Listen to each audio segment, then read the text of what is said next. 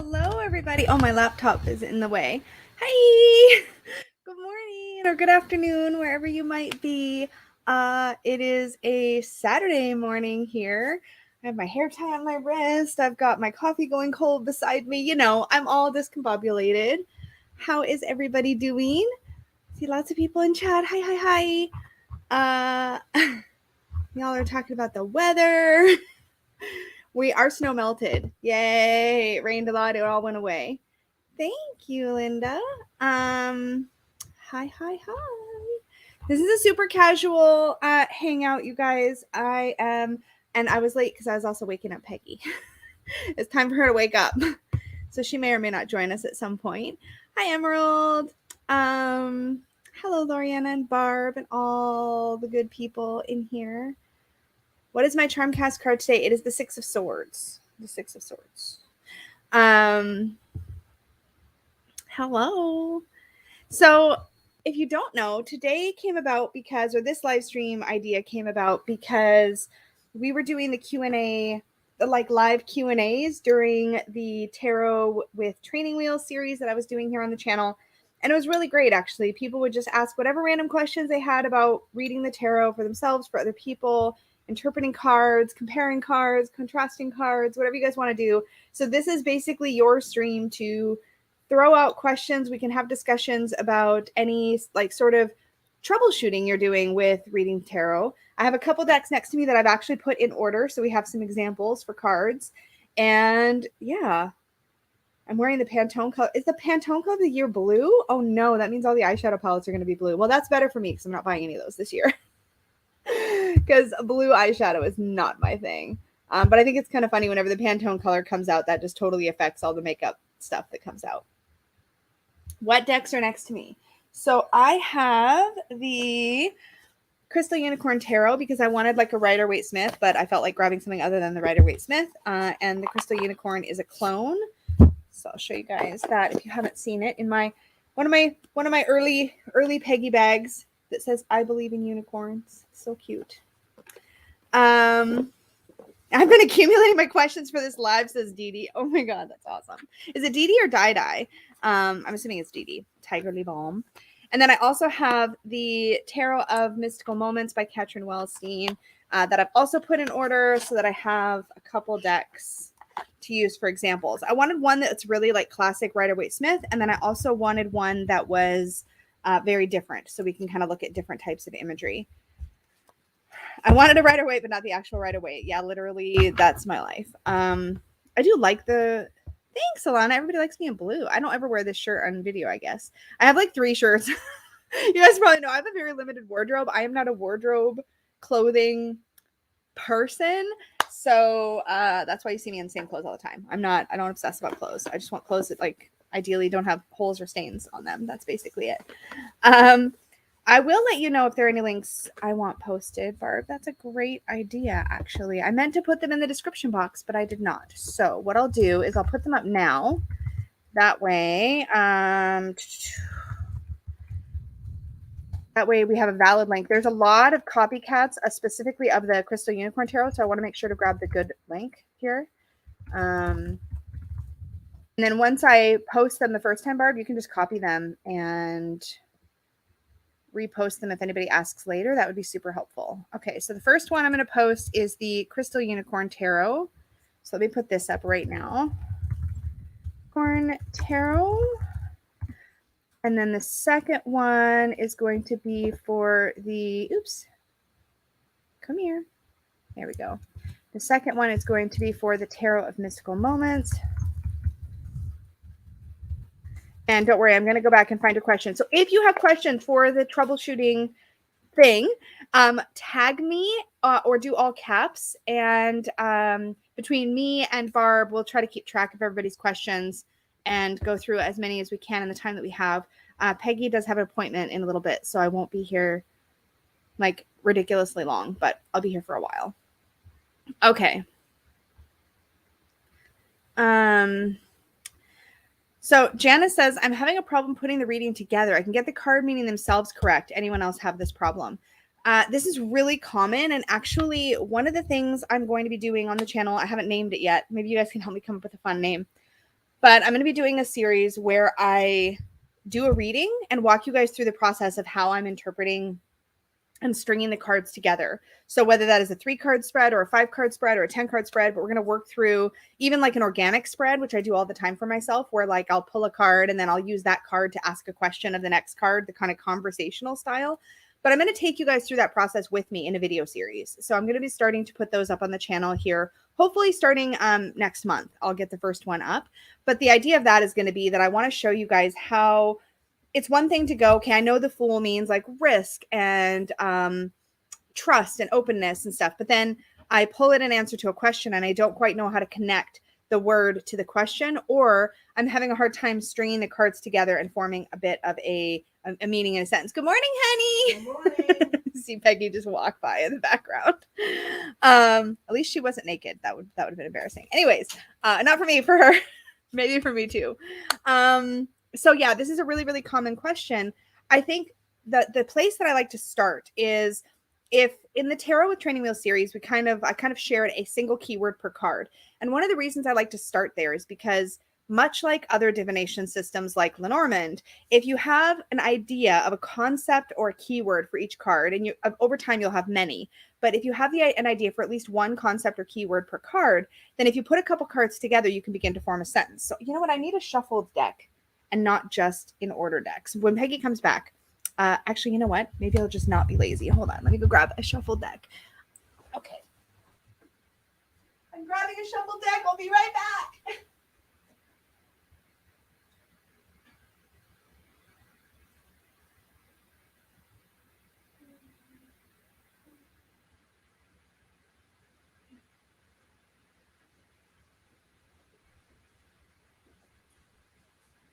Okay.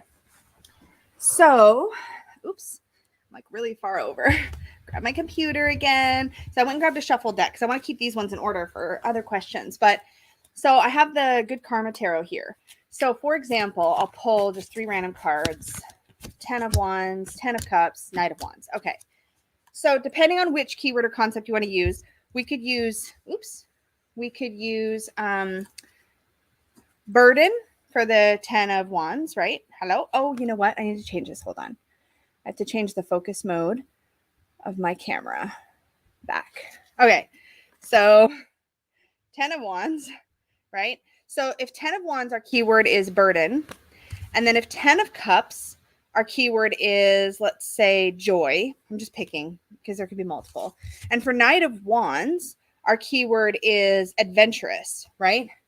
We could string these 3 ideas together into a sentence. So you could go, how do you go burden plus joy plus adventurous?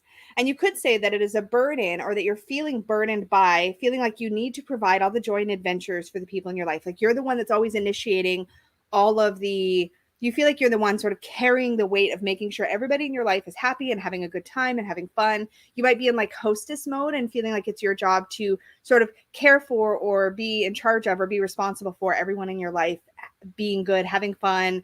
Maybe you feel like you're constantly nudging people in your life to like look on the positive side, or you're constantly nudging people in your life to be open to new things. So there's so many places you can take it when you kind of think of it as word plus word plus word, much like you do in Lenormand. And then you can build on that as a foundation over time. So over time, you can start to dip into your intuition more. You can start to pull different meanings. You can string together in different ways, but you can start to answer the question with that keyword. Now, if you're using a spread, it's a little easier because you have word plus the question, right? So if the question is, if the spread was a 3-card spread and it was energy, obstacle, advice, and you have these same 3 cards, right? Then you have burden as the energy. Hello, focus on the card, please. Thank you. And then you have joy as the obstacle. And then you have adventurous as the advice. So then you would say, okay, the energy is that you're feeling really burdened. You feel like you have a lot on your plate. You're feeling a little overwhelmed, that sort of thing. And then the obstacle is actually joy. Like maybe you're feeling like, how could joy be an obstacle? And this is the question you ask yourself. And you go, okay, well, maybe joy is an obstacle because I feel like I'm blocked from my joy. I feel like maybe you're twisting the question a little bit. And it's okay to do that, but you got to go with your intuition. But let's say you go, okay, joy is maybe an obstacle because maybe I feel like I should be feeling happier than I am. Or maybe joy is the obstacle because you're having a hard time getting to that place. However you want to see it. And then the advice would be the Knight of Wands, to be more adventurous, to take some chances, to maybe do something new, shake up your routine. Does that make sense? I know that was very wordy, and I'm going to get caught up on chat now and see what you guys all said, because I had the question up, but I hope that makes sense. Let's see. Yeah, Janice, I feel it takes a lot of working with the cards and reading how others put a whole reading together. That's what interests me the most too. Yeah. I'm going to just scroll up and see if I missed anything else. Diddy. Oh, I see. Okay, wait. It's my Mandarin name. Okay. So it's more, or more accurately, Diddy? Diddy? Did I say that right? That sounds right. That looks like a good phonetic spelling. Let me know if that's wrong, though. I hope that answered Janice's question, which is really what I was trying to get at there. Santiago says, yes, it makes sense. Janice says, yes, it does. Thank you. Okay, good. Perfect. So I'm going to scroll up a bit because there was another question after Janice's. Eventually I'll get caught up and then we'll be off to the races. Let's see. Can we talk about tarot vocabulary? Oh, thanks, Barb. Oh, Barb, you did such a good job of helping me keep track of the next question. Maybe I'll just go by you. Let me scroll down. I don't know why I just didn't trust that in the first place. Okay, thank you. You are the best. Okay, so the next question, Marlene, can we talk about tarot vocabulary? Like, what is a tarot system, etc.? Saw a lot of questions recently. I'm not sure if I fully understand the question, Marlene. So when you say, can we talk about tarot vocabulary? Like, what is a tarot system? Let me start there. So if I understand the question correctly, a tarot system we're referring to typically is either the Rider-Waite-Smith system, which is based on the Rider-Waite-Smith tarot, or we're talking about the Thoth system, or the Thoth, or however the heck you're supposed to say that, or we're talking about that system. Because these are different. They're both based in the Golden Dawn tradition. They're both based in the same kind of teachings, but they both interpreted them slightly differently. Very distracted by my wife in the background. So they both have slightly different foundations. And then there she is. Hi, honey. She's chewing. What you eating? Oh, cookie? Did you just eat a chocolate covered peanut butter cookie for breakfast? Well, yeah. I'm judging you, but I'm not judging you. So I hope that makes sense as far as systems. Marseille is a different system. It's got different ways of interpreting and reading the cards. If you are working with a deck that is based on the Rider-Waite-Smith system, then there's a fairly universal understanding of the cards with lots of personal variants and lots of intuitive interpretations, but the basis or the foundation of the meaning is often very similar. So it's less confusing for somebody new to tarot to, in my opinion, work with a Rider-Waite-Smith based system, because it's the most common when you pick up a random deck. This is, hi. I found more breakfast. I got another cookie. Your whole head is cut off in the chat. Peggy says hi. I hope that makes sense. I'm gonna scroll down again. That's my type of breakfast too. Yeah. Yeah. And if there's other tarot vocabulary questions, hit me up. I'm happy to answer other questions specifically. And yeah, Pamela had given some good advice when we were talking about putting the cards together. It really helps to reflect on the reading and write it down. Writing it down is so helpful. The other thing that's helpful is not giving into the temptation to ask a question, pull the cards and go, these don't answer my question, and like pick them up and reshuffle. I've totally done that. I did it a lot in the beginning. I was like, this doesn't make sense. I'm gonna start over. It's really helpful, and it helps to build the muscle of interpretation if you use the cards you have and really sit with them and figure out how they could apply to your question. It builds that connecting, that the synapses in your brain, I guess, that help you connect the meaning to what you've asked, which is super helpful. Oh, I can just do that to hide current comment. Oh, that's good. Have you read Queering the Tarot? I'm looking for books and resources to help on my journey with degendering the tarot. Any suggestions are welcome. I haven't read Queering the Tarot. I've done my own work around degendering the tarot in my head, I guess, if that makes any sense. I'm still fairly attached to some of the energetic dichotomies of like sort of masculine, feminine energies for lack of a better way to express it. And there are better ways to express it. There's like, you could use yin and yang, you could use active, passive, you could use, assertive. I don't know. There's all kinds of different ways you could take the masculine out of masculine energy and the feminine out of feminine energy and unstereotype those two things.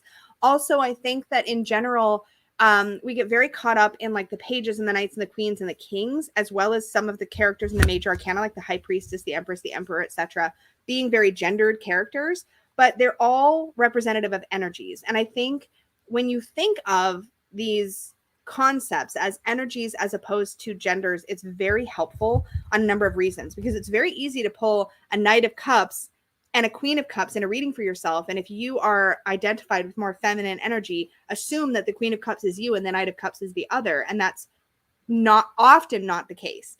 But I think we get very hung up on the gender dichotomies, right? Like, okay, if I've pulled a page, like a male character, this must be referring to a male, and it's definitely not. But I think it's also helpful to have some way of distinguishing different types of energies. And I think some decks do it better than others. I think there's decks that do, I didn't put the question up. I think there's decks that do like families in the tarot that's helpful. I think other ways to show hierarchies that aren't necessarily royal families also sometimes makes the cards more accessible. Just curious, actually, how the decks in front of me do the courts, because sometimes, no, this is pretty classic. This is Queen, King, Page. Is this one also Queen, King, Page? It is also King, Queen, Page, Knight. Yeah. So it just depends. But I've often, for years, I've sort of filtered the genders in tarot out when I'm reading. Sometimes. And then sometimes intuitively, those genders have been helpful for me personally, or for people I know. If I know their gender, I know their partner's gender. One of those context or everything. Totally. It's totally a context is everything kind of thing. How's my puppy? People are saying, hi, Peggy. Hi, everybody. I'm going to call Tigerly Balm Bob now, because Bob has no preference. I love that you said that I could call you Bob. Just makes me happy. No, I'll just call you Tigerly Balm. Let's see. Where am I next on the list of questions? Let's see. Yeah, see, Rebecca says, everyone has both masculine and feminine energy, so that's the double edge of that sword. I think it'd be helpful to separate gender from the terms masculine and feminine. I've had the question before of like, what terms can I use instead of? And I definitely think, like I said, yin and yang make a great comparison. What would be another good replacement for masculine and feminine, but to still capture the same kind of energy that we're talking about when we say that? I'm looking at Peggy and hoping she has like a dictionary in her head, or a thesaurus, or whatever you call it. Oh, Sheila. Bruno wants up so bad because you're on camera. Yep. He's been climbing on me. Yep. There. Hey, don't spill my cards. I don't know. I mean, I think it's definitely the context. But like, if you had to pick two words, like, you know what people, we often know what people are referring to when they say this has masculine energy or this has feminine energy. But see, that's what I tend to say. I tend to say like or assertive, passive. That's what I use those ones already. I was trying to think of new ones. No, now my coffee's over there. We'll go get your coffee. Good morning, you everybody. Have a dog, though. Yeah, well, he saw the camera. I'm sorry. He realized that you were on camera, and he's like, I want up. Okay, let's talk about the Wheel of Fortune and the Justice card. I can't seem to grasp any of these cards. Do you want them in comparison with each other, or you just want me to cover those cards, period? Let's start with just covering them, period, and then we can do a comparison if you guys think that's going to be helpful. So I have Wheel of Fortune, and we'll do that one first. Wheel of Fortune. Oh, there's some really interesting Which different ones. So let's talk about like the classic Rider-Waite-Smith Wheel of Fortune. What do you think this one means? Pop quiz. Well, what comes up must go down. What's down comes back up. I'm so fucking proud when you do that.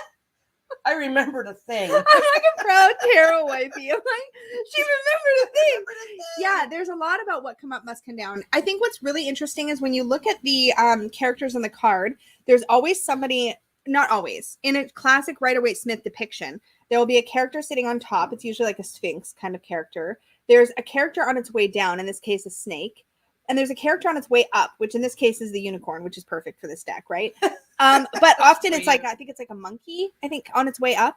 But the idea is that think of this as the cycle of power, or the cycle of fortune, the Wheel of Fortune. Okay. The idea being that somebody is always in a place where they're on top of the wheel, where things are going really good, they're in power, or they feel like life is going their way, things are great. And then there's often somebody that's always kind of falling off the wheel, like, oh man, life's taking a turn for the worse, things aren't going as well, maybe I lost my job, or something kind of not great happened here. And then there's always people that are also on their way up. Like, okay, things have been rough. Like this on the way up can be like after the 10 of Swords, right?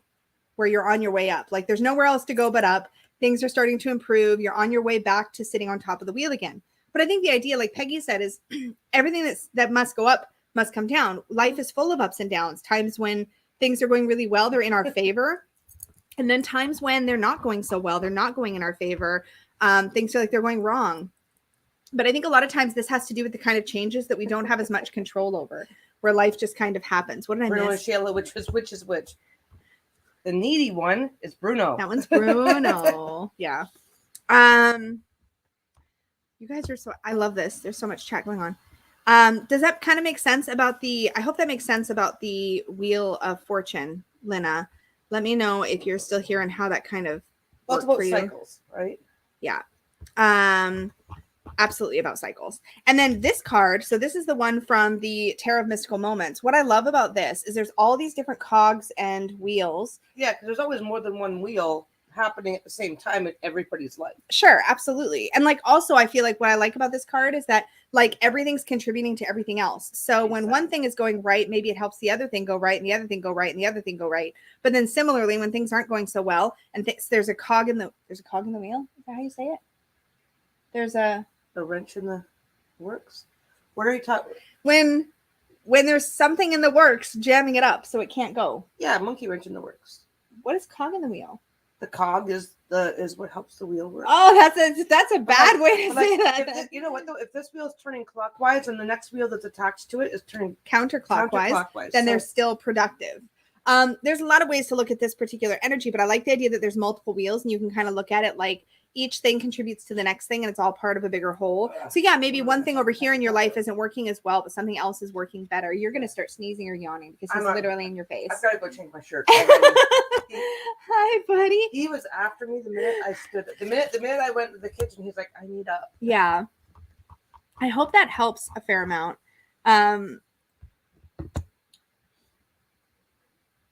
Where is it here? Of the Wheel of the Year and the Mystical Moments. Yeah, exactly. So let's look at, what was the other card? Justice. Okay, so let's talk about, Justice is right after the wheel. That makes that easy. Okay. Justice. So to me, the wheel is like about things that are happening to you. Sometimes they're out of your control. A lot of times just in general, it's about change. Justice, on the other hand, is about consequence, in my opinion. It's every action has a consequence. Everything that you do has a reaction. Sometimes it's a good consequence. Sometimes it's a not good consequence. But to me, justice is an impartial force in the universe, right? Sometimes that justice is coming from people, but oftentimes it's coming from the world. Like, it's also about balance. Yeah, you could argue justice for balance. I use temperance more for balance for myself. But justice does equate to scales being equaled. But it can be the kind of balance where if there's an inequality, it's about the universe kind of rebalancing them so that the right thing happens. Yeah, exactly. To me, I often see this as like when the justice card comes up, I'm usually looking at it as where do I need to look at an action and a reaction, an action and a consequence? Where can I look at something that's happened in a chain of events? And like, if this comes up in answer to a question, oftentimes it's me looking at my own behavior. Like if I'm doing a reading for myself and it's like, okay, why is blah, blah, blah happening in my life? And I pull the justice card. It's like, oh shit, I probably did something previously that led us to this moment. Does that make sense? That's kind of how I tend to look at the justice card. But you'll notice that one of the things is that justice is often depicted as a figure that is blindfolded. Interestingly, in neither of these characters, justice is blindfolded. But the idea is that there's an objectivity, an impartiality to justice. It's about the idea that consequence happens not because anybody's out to get you or because the world hates you or because whatever, or because you just straight up deserve it. Oftentimes, justice is about you did a thing and this is the result of that thing, or somebody else did a thing and this is the result. And reactions. Yes, it's like every action has an equal reaction. I gotta go drink my coffee now. She's off to go drink her coffee. I'm gonna be sitting 4 feet away. Yeah.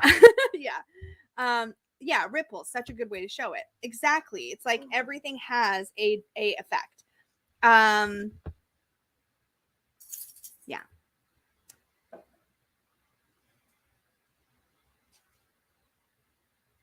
I'm just scrolling through the comments.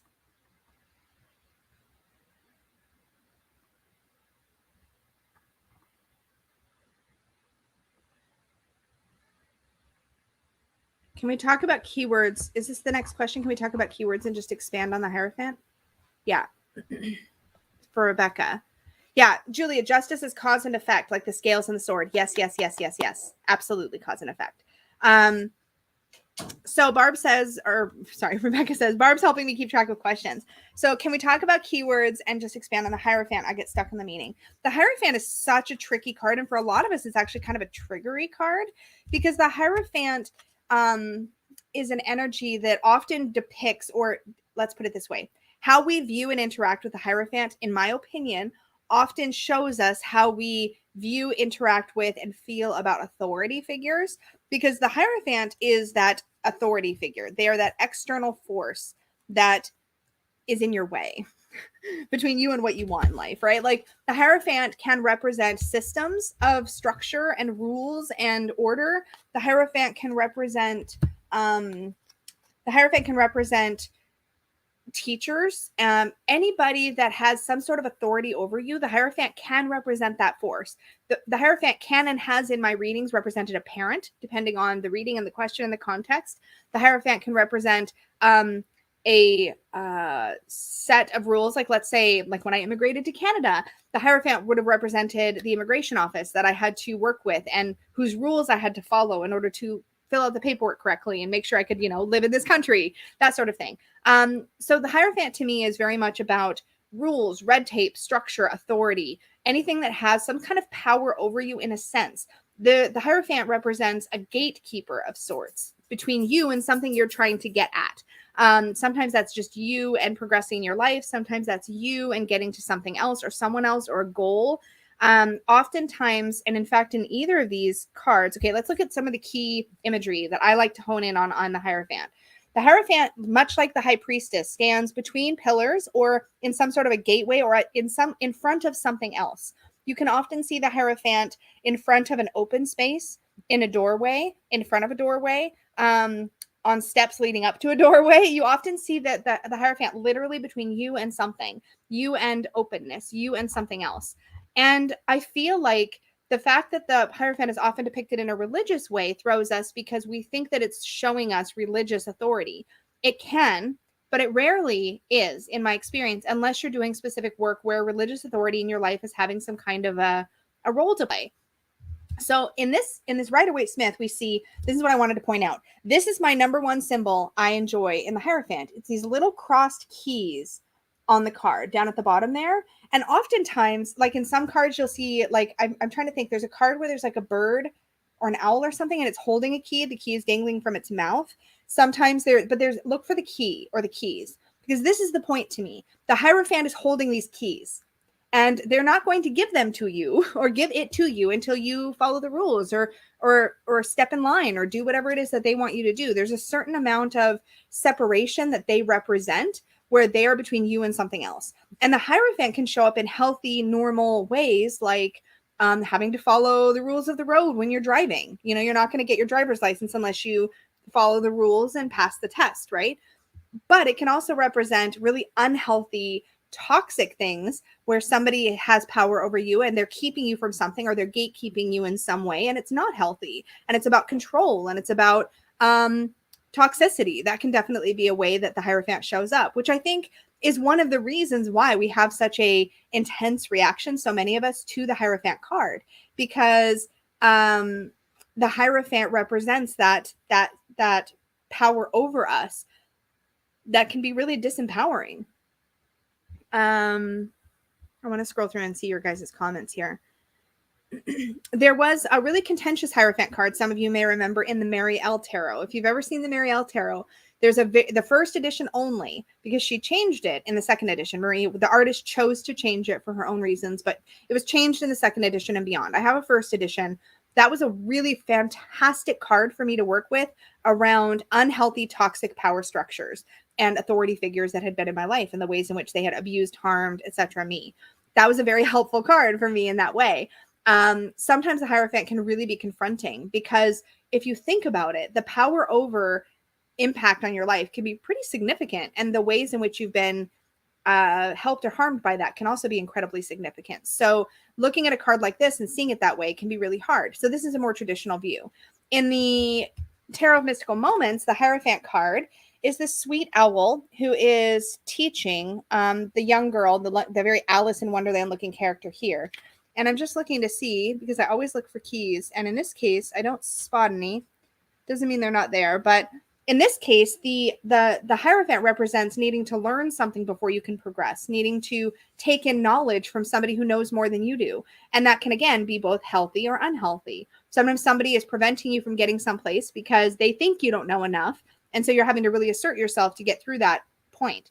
But sometimes, often, the Hierophant, when I see it in a card like this, makes me think more like, I need more wisdom. I need to look to somebody who knows more than me. I need to maybe ask for advice from somebody with more experience, et cetera, et cetera.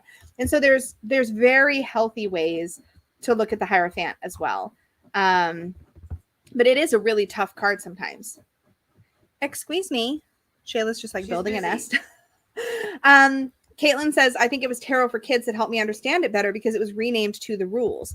Funny enough, one of the cards that helped me understand it better was the, oh gosh, what's it called? Is it called the Tower? No. Oh my gosh, I'm spacing. There's a card in Lenormand that to me represents that red tape. That sort of the rules and that sort of thing. Yay! Welcome to the Unicorn Fam, Karen. Let's see. There you go. Yeah, Linda says, the Hierophant was so hard for me at the beginning, coming from a big Catholic background. It was like a guilt card for reaching out to a new spiritual path. Yeah, I could totally see it being kind of triggering in that way because it does seem to represent religion. But again, think about it this way. When the tarot was more, I shouldn't say when the tarot was. I don't freaking know. I'm terrible with history and stuff like that. But the point is, when this was first depicted by Pamela Coleman Smith and Arthur Edward Waite as a Pope character, religious authority and religious structure. And when you think about the way things have always been done, which is another thing that the Hierophant can represent, religion makes sense for that, right? Because there's this long history of this is the way things should be done. Well, even when you don't put religion into it, it's long-held beliefs. Yes, totally. Long-held beliefs. That's another great way to look at the Hierophant. Totally. Yeah, that makes a ton of sense.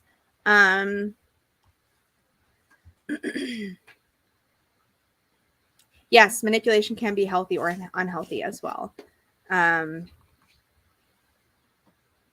Ooh, I like this. Sometimes I like to think about Temperance as the alchemist who's able to turn a bad situation into something good that works for them. That's a cool way to look at Temperance. Was there a question about Temperance? Let me just hide that.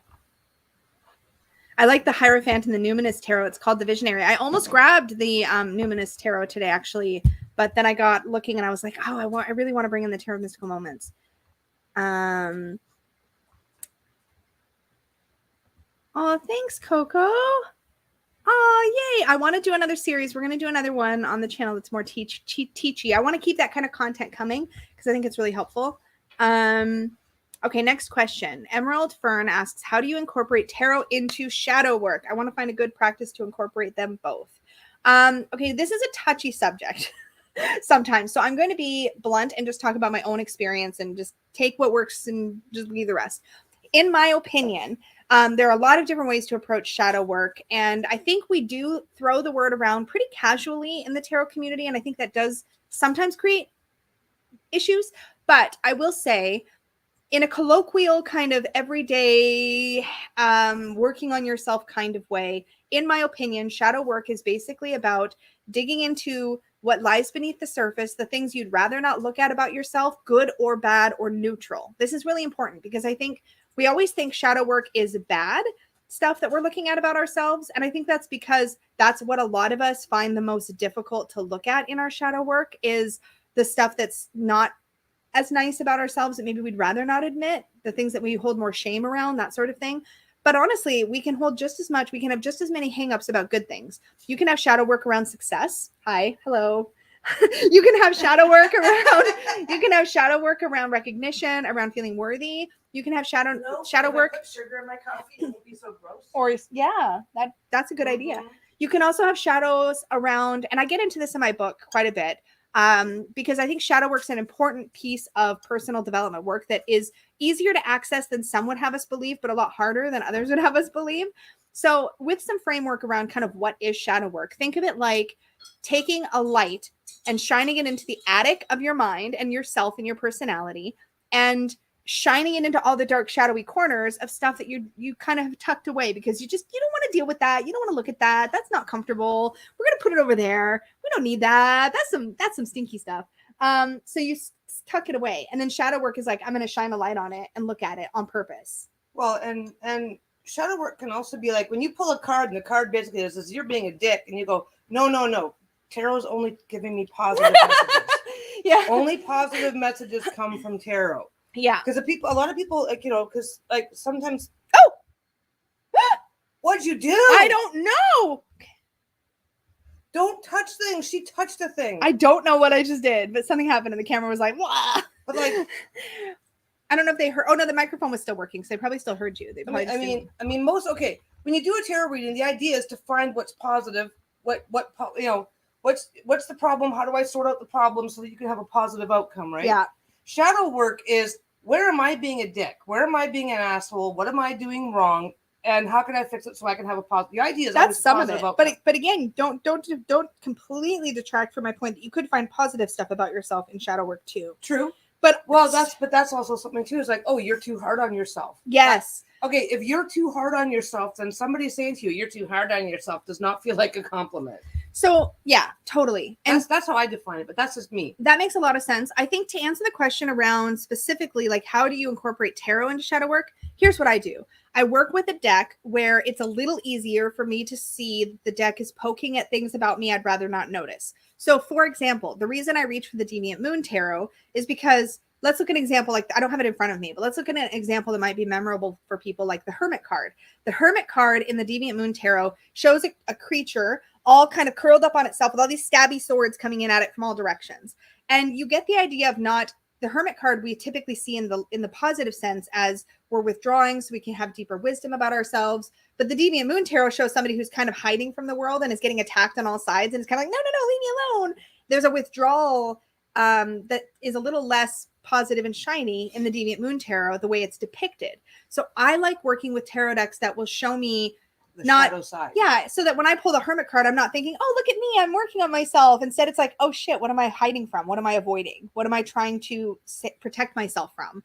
And I can look at it different because the card kind of triggers me to look at that to question myself differently. And like shadow work is also a very personal practice because when you're doing shadow work, you kind of already know that there's a problem and you're trying to dig deeper and fix it. So what you do, so that's very much up to the individual, because for some people they only want the positive messages. It's like, yeah, it's a conscious practice, right? I need the positive things to look forward to, and for other people it's like I need to dig deeper, and like you said, like the Hermit card, I need to dig deeper into the things that I'm doing that aren't serving me. And yes, and I think the other thing tarot's good for that, even when you don't look at like reversed meanings and the negative side of things. And in general, it can be good for self-awareness. Yeah. And I think the other thing I'll point out about shadow work is that's my practice. I find that because I have a tendency to look at the world through rose-colored glasses, using a deck that's a little creepier, darker, a little more likely to show me the shadow side,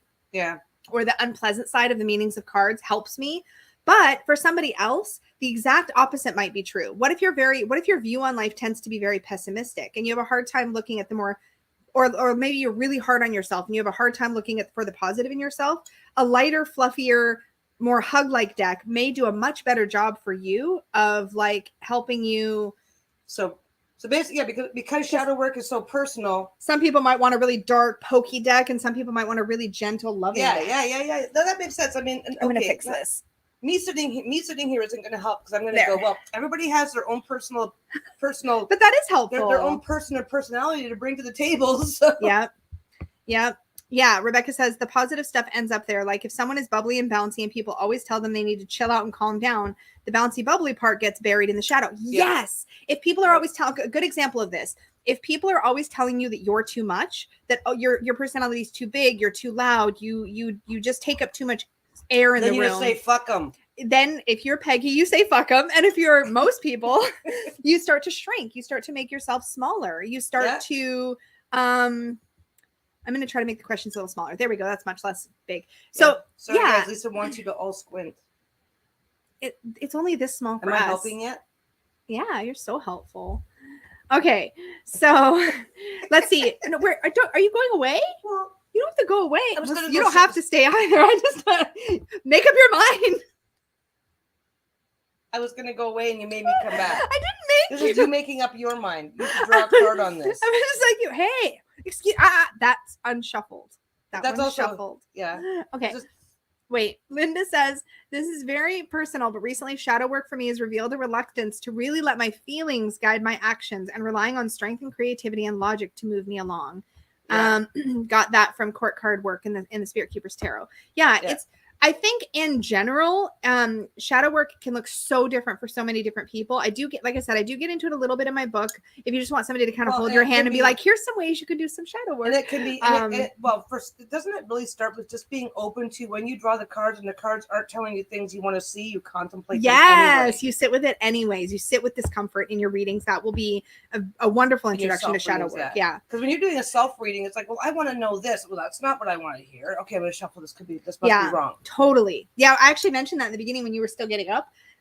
That like sometimes the tendency is like, oh, this doesn't answer my question. Shuffle, redraw. You know. Sometimes it does. Sometimes it does answer your question because you're like, oh, when am I going to get a boyfriend? And the card and the reading is like, yeah, you need to like spend a little bit more time with yourself. And you're like, that's not what I want to hear.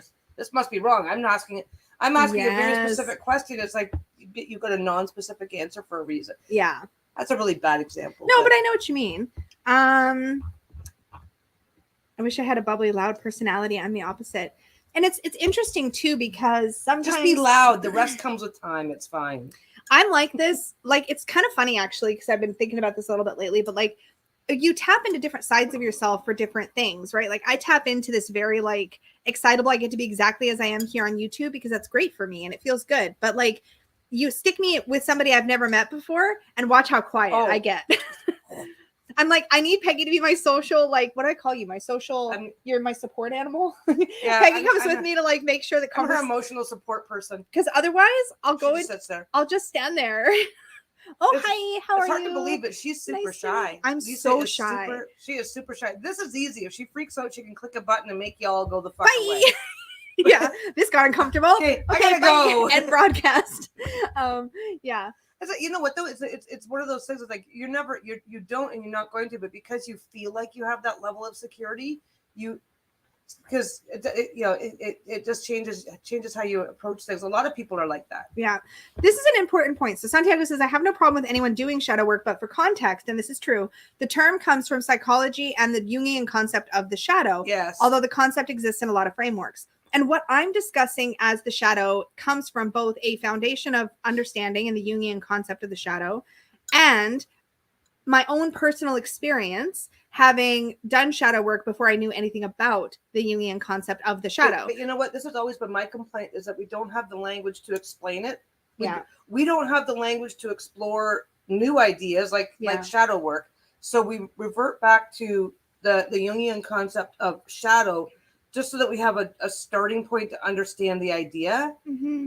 But then people who have a huge, it's like, dude, no, I have a huge problem with Jung. I have a huge, then it's like, let's find, there's nothing else to explain this. Or it's the other way around, right? Yeah. I think the thing is that I came at shadow work through a spiritual doorway.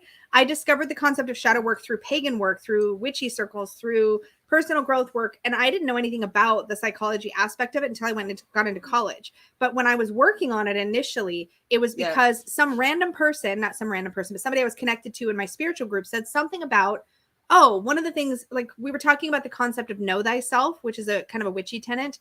And it was this concept of like, there's all this stuff about yourself that you're probably ignoring and not looking at and would rather not look at. And like, if you want to be the best you can be, you need to start looking at that. But heads up, it's going to be really challenging. And I was like, really? And then I started doing the work because it just intrigued me. The idea of like looking at all the things I'd rather not look at and being a better me. And that was, again, before I even took my psychology courses in college and like all that stuff. But how you encounter something for the first time will usually decide how you view it. Exactly. It totally frames. You encountered the concept of shadow work through tarot.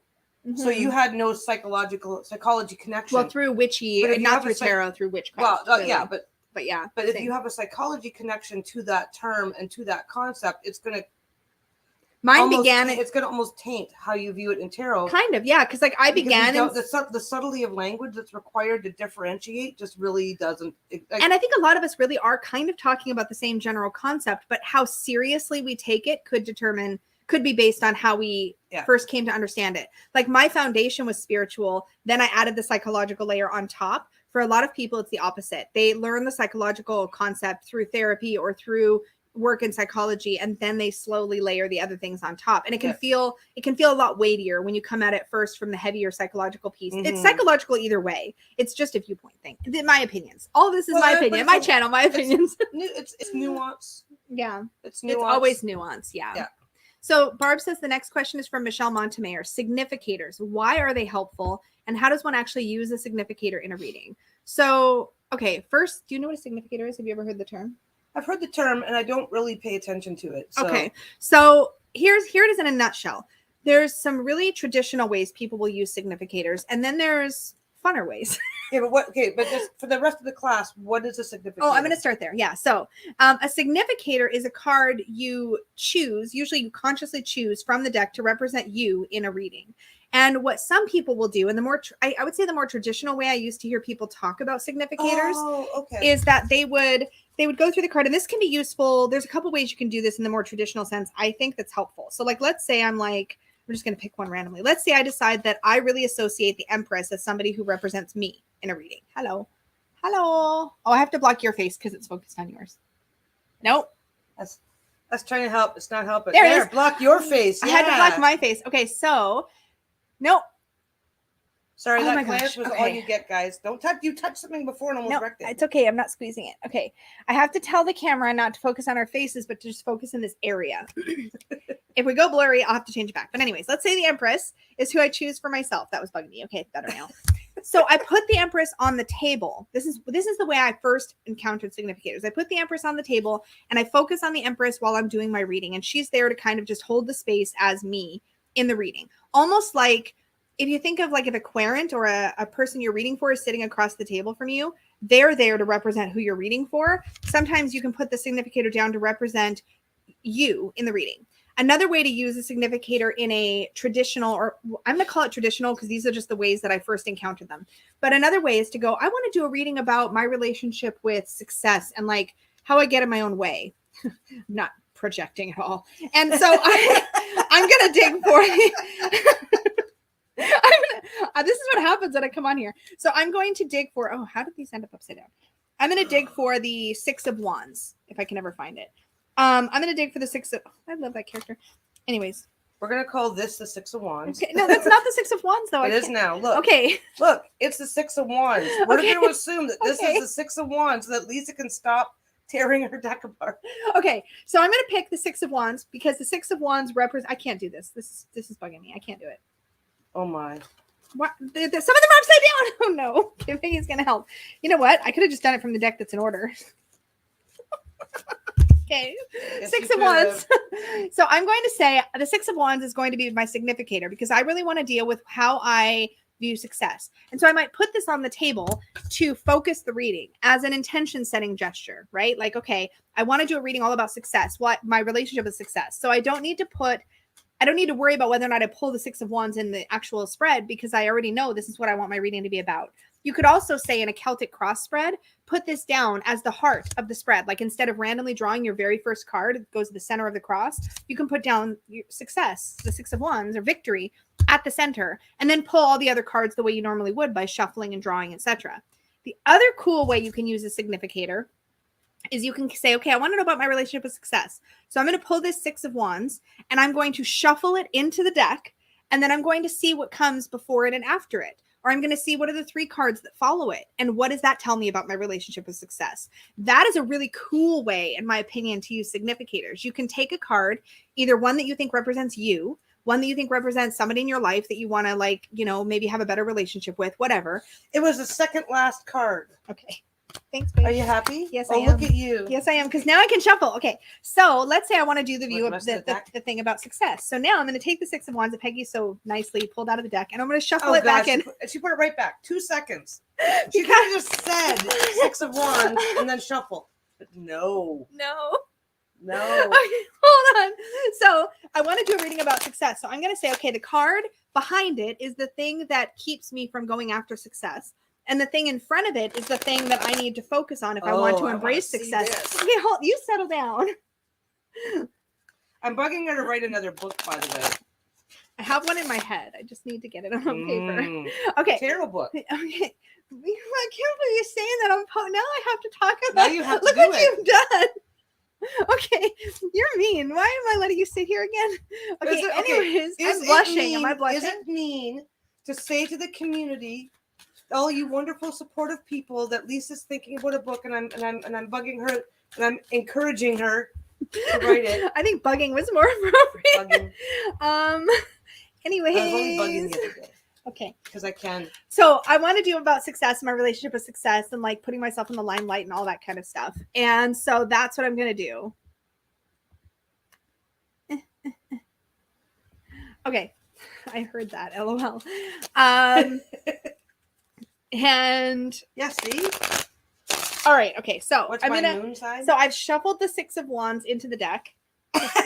Okay. Hold your questions until Barb is back. This is important. Oh, you have to look for it all over again, don't you? Book. Yes, of course I do. That's the whole point of the reading. So now I'm literally turning the deck over and I'm pulling.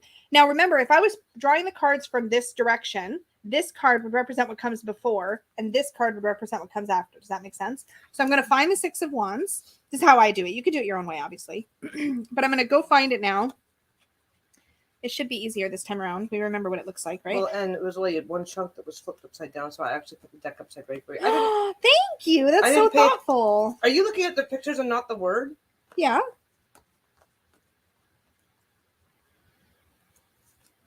It's at the very... Okay, so this is funny. So now, look where it's landed. It's at the very top. So here's what's interesting. So I'm like, wait, what's been blocking me from success? Nothing. Shove it up your butt. Okay, roll it up in a Anyways, so what? You started it. That's probably how I would read that, actually. But if I really needed an answer, I would go to the bottom of the deck. I'd be like, okay, well, wait. Ace of Swords. And it's the Ace of Swords, which is just having an idea, right? So I could go, okay, that's what's been blocking me from success. Idea, and there's actually nothing.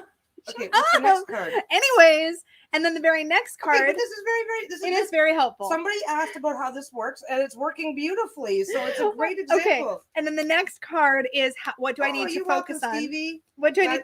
I love it. Sorry. Somebody said my name, and I had to answer. And then this one is what do you do to what do I need to do now to embrace success? And I have the 2 of Swords. Okay, Barb is ready to rejoin the conversation. Welcome back, give Barb. her questions. Yes. Congratulations on your empty bladder. Anyways, what? The 2 of Swords is how do I go after success? How do I move it forward? And the 2 of Swords is often about it's like pick a path, take it. Don't worry about the consequences. What she said.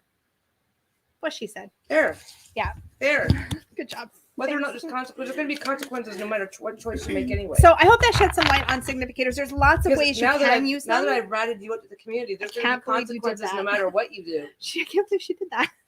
The worst. Worst? No, it's fine. It's fine. This is not bad news. It's not bad news. Okay. So I hope that makes sense as far as significators go. But yeah, there's a lot of different ways you can use them. You can just there's no definitive rule book. No. And there's some really interesting things you could learn about significators from working with Benabel Wen's Holistic Tarot or her Spirit Keepers Tarot decks. Some people will use, I guess the thing is, you can think of significators as either a focus for your reading, as a tool you're going to use to identify certain parts of the reading. Like you could just shuffle a deck and go, without pulling the card out, you can literally just shuffle the deck and go, okay, I want to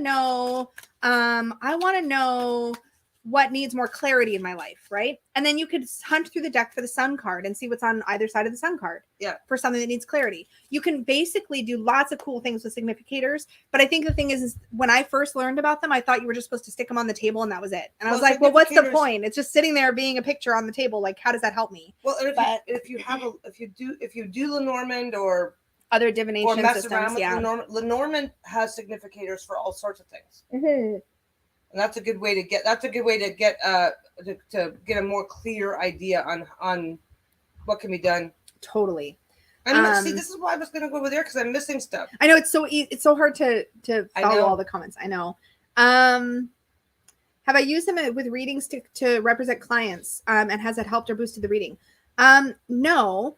So I haven't used them. I won't, when I'm reading for a client, I won't pull a tarot card from the deck to represent the client, but I do use significators. I just kind of realized when you asked the question, because in most of the readings that I do, not all of them, but in most of them, I use the Making Magic sigil deck to choose a card that represents the energy of the question, either kind of partly intuitively and partly just, I'll go through the cards and look at them and go, which one feels like the one that encapsulates the reading, right? So like, let's say they've asked a reading about healing from something. I might pull the water sigil and put that on the table, and it helps to anchor and focus the reading. Same thing as like some people use crystals, kind of like significators. I do that. Okay, I'm doing a reading about love and romance. At the bottom of the cup do not belong in your that's house. Gross. No, that's really gross. I'm sorry. I'll be right back. So like I'll pull maybe rose quartz and carnelian about questions about self-worth or about love and romance, because I want to hold the energy of compassion, self-love, and courage, strength, confidence in those kinds of readings. So I might pull crystals to kind of act as significators or to hold the purpose or energy of the reading. So I've definitely used those in that way, but I don't pull tarot cards to be significators in readings. Hi, Dustin. Hello. And Peggy's missing the chat. She's over there in her spot. She's like, I want to read the chat. Okay, next question. Anna Louisa Herring, what do you do if the cards all in the spread simply refuse to speak? Is it a good idea to reshuffle and redo the spread or change decks? No.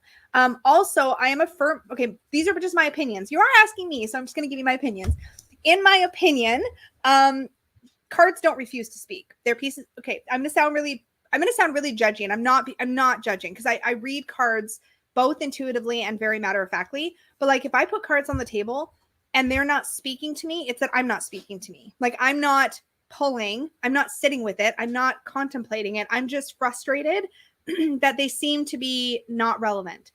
But in my opinion, they're always relevant. Whatever you've pulled is always relevant. It's a matter of sitting with it long enough to let that message come through, or journaling about it. Sometimes, like if you ask a question and you pull a single card, let's say you ask, what do I need to be, how is my day going to go great today? This is a weird question, but I'm trying to think of a really obvious example. So you say, how's my day going to go great today? And you pull the Tower, and it feels like, okay, that's not going to tell me what good is going to happen in my day today. But maybe it is. Maybe the Tower is saying, oh, something that's been really bad for you is going to like crumble and fall away, and you're going to have a great day because you're going to realize this thing isn't stopping you from having a good day anymore. I'm kind of twisting it, but I'm doing that on purpose because I feel like one of the things we do a disservice to ourselves about when we're reading, and I've done it a lot in my past and way less so in the present, although I still have the temptation regularly, is that we'll pull a reading and we'll be like, this doesn't answer my question. And we just want to do something different. And what I'll say is there have been occasions where I've done that because the deck itself feels like it's completely falling flat. I'm getting nothing from it, but I'll still sit with it. I'll still sit with it and try. But I have had it happen where I feel like no matter what question I ask and no matter what cards I draw, a particular deck, when I see the cards on the table, it's just nothing. I feel flat. That has happened to me. And then those decks don't typically stay in my collection. But more often than that is I'm using a deck that otherwise is fine. And I've asked a question, the cards come out, and they just feel like they're not answering my question. They feel irrelevant. They feel like they've gone off in a different direction. And in all cases, if I sit with those cards, if I journal about those cards, if I ask myself, how could this apply? Where is the thread of truth in this? I get somewhere. But you have to, I think, have the fortitude to stick with it, to really sit with it and let it come through.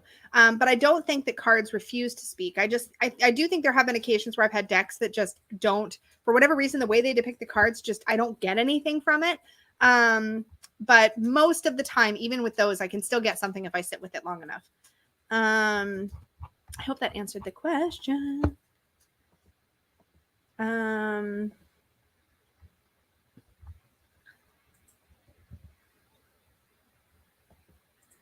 What's this about boosters?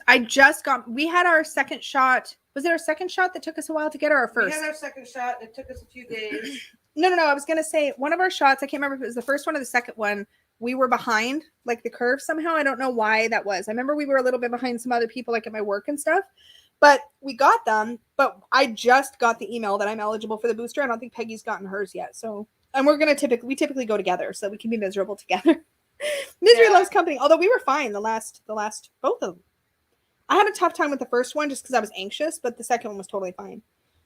I can't remember any other issue. And then we had no physical issues other than arm. I think there's a drive. I think we have a drive-in center. We might even be able to go drive out this afternoon. We might be able to. Yeah, we should check. I thought you had to wait for the email though, because they're not like available widely. Oh, I thought we just got the email.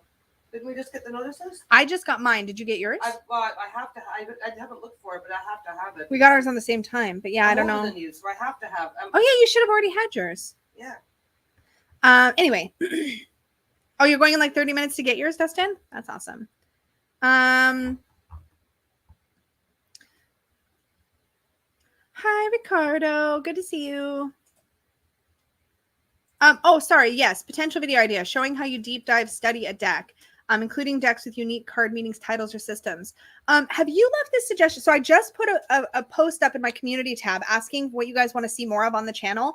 I'm probably going to be looking at that thread for a while when I'm planning new content. So just so I don't lose track of it, would you mind popping it over onto that thread if you get a second so I don't lose track of it? But that is a good idea, and I'd like to do that. Plus, it gives other people a chance to see what other people are requesting and maybe like comment on it, or I can see what people are really excited about based on thumbs ups and stuff like that. So that's helpful.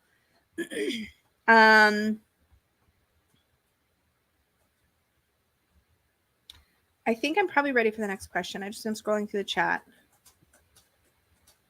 Yes, Caitlin. Sometimes I'll take a pic of a reading if I'm having trouble with it and revisit it later. I take pictures of most of my readings. It's every once in a while I'll sit and just do one and journal it. I always at least journal it or write it down. But most times I use my, what's that thing called? My Canon Ivy little mobile printer to print a picture and put it in my tarot journal. Okay. Let's see. I was copying and pasting and missed what you just said. I don't know what. I think I was just. I was just asking. I said I'm ready for the next question. I think I've got to find it. You might have already given it to me. The chat's moving very fast. Let me just see.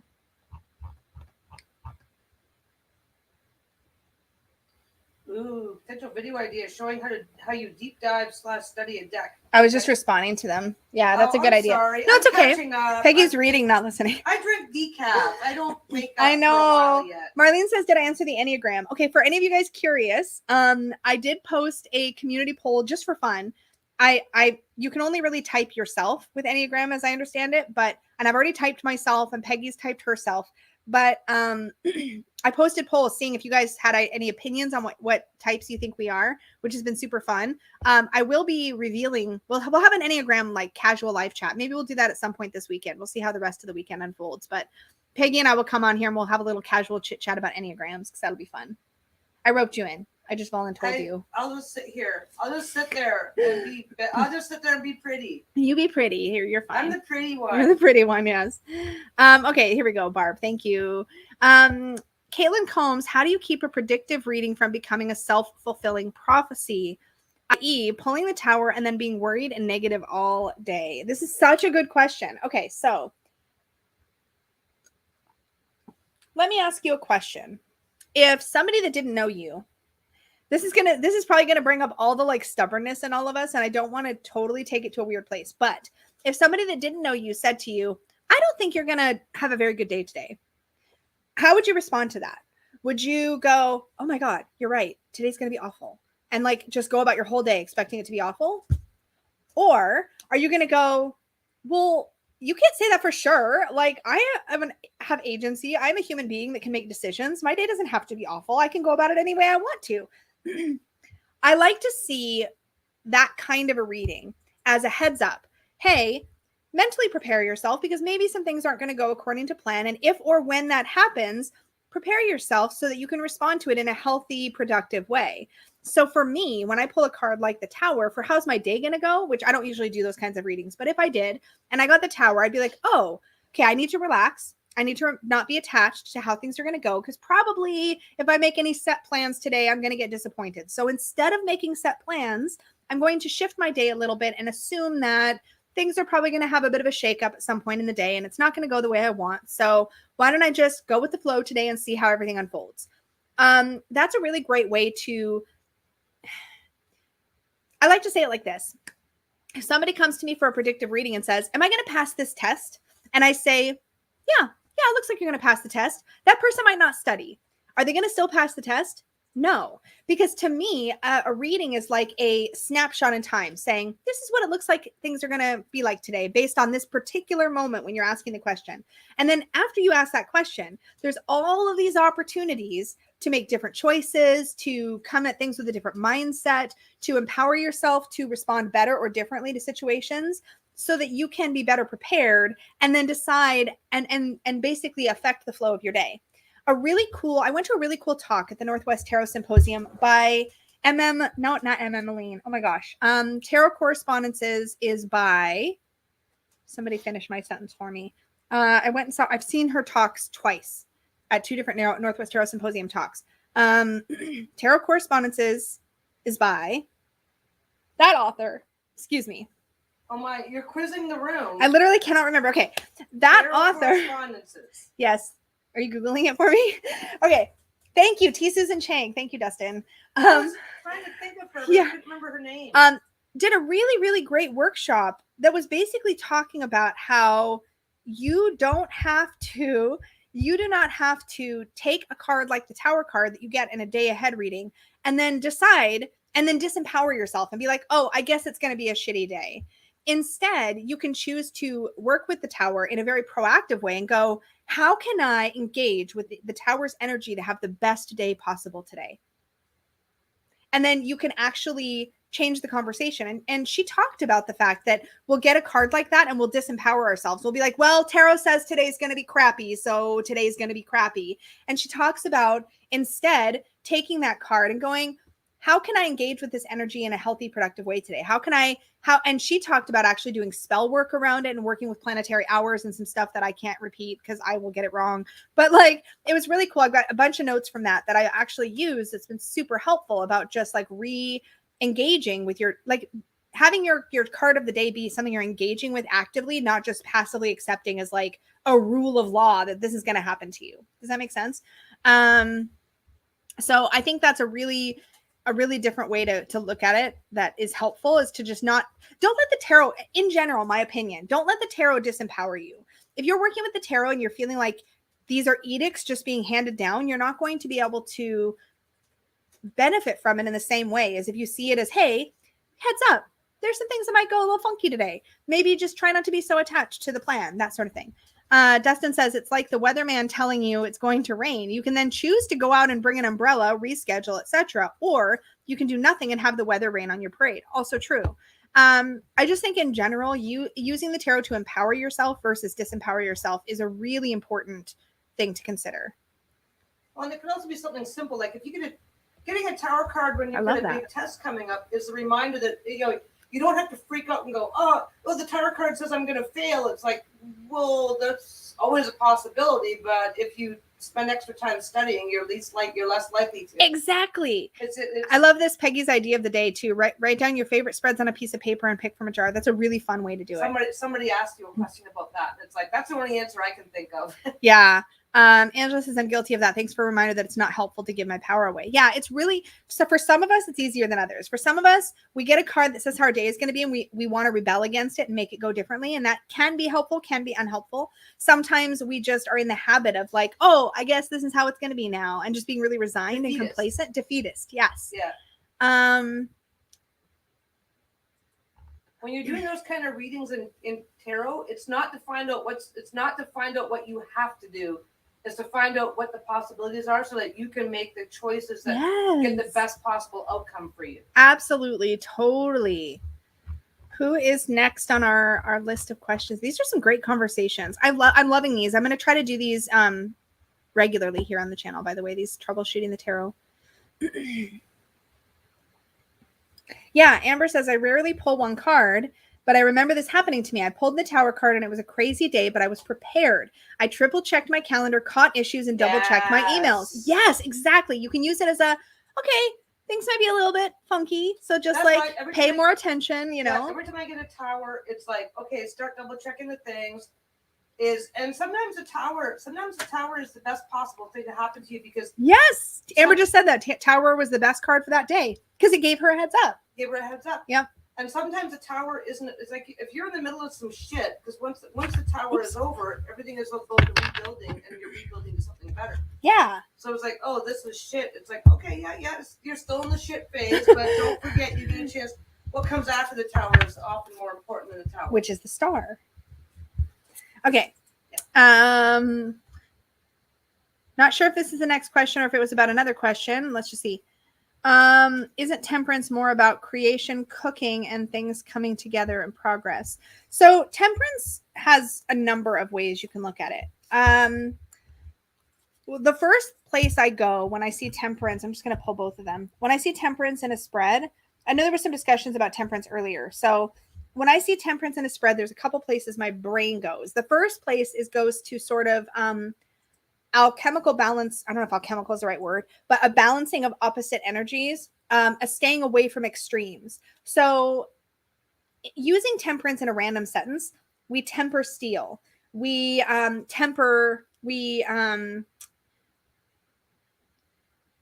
there's so many other examples, but one of the traditional ways of viewing the card, which this Rider-Waite-Smith style version, right? It's like water going in a cup, 2 cups, right? Pouring one to the other. And my understanding is that the image depicted in temperance is depicting the idea of diluting or tempering the wine. By adding water to the wine, we keep it from being as strong and we moderate or temper it. It's not as intense.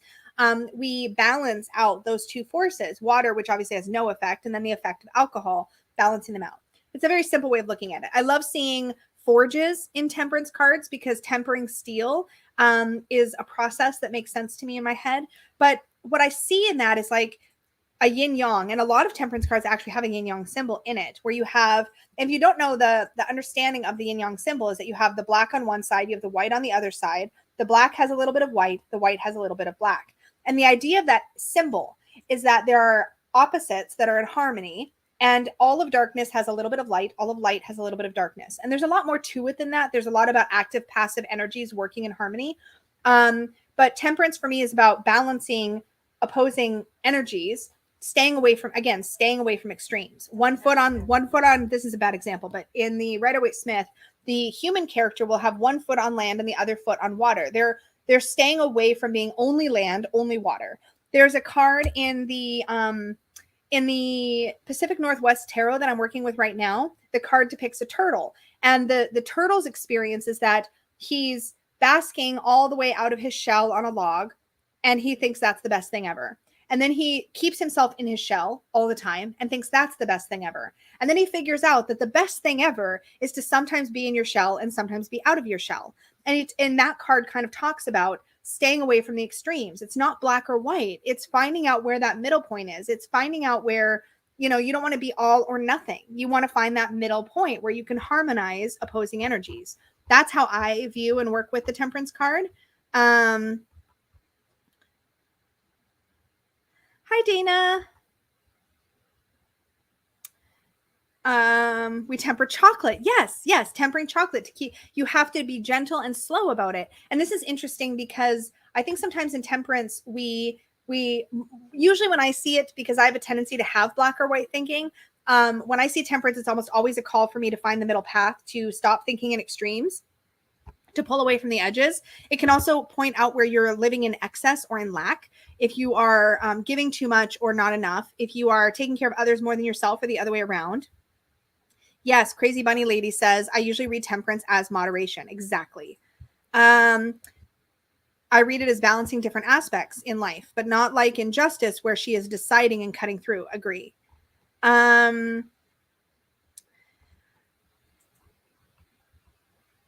This is a really good question. Alana asks, so then how do you know which meaning applies in each reading with temperance? This is a big question with a big answer that needs its own dedicated content, which is why I'm going to be working on, my next course is going to be all about intuitive reading and like all of that. But one of the things I want to work on when I do the series I talked about, where I'm going to walk you through how I interpret cards in a specific reading, like do sample readings and kind of walk you through the process.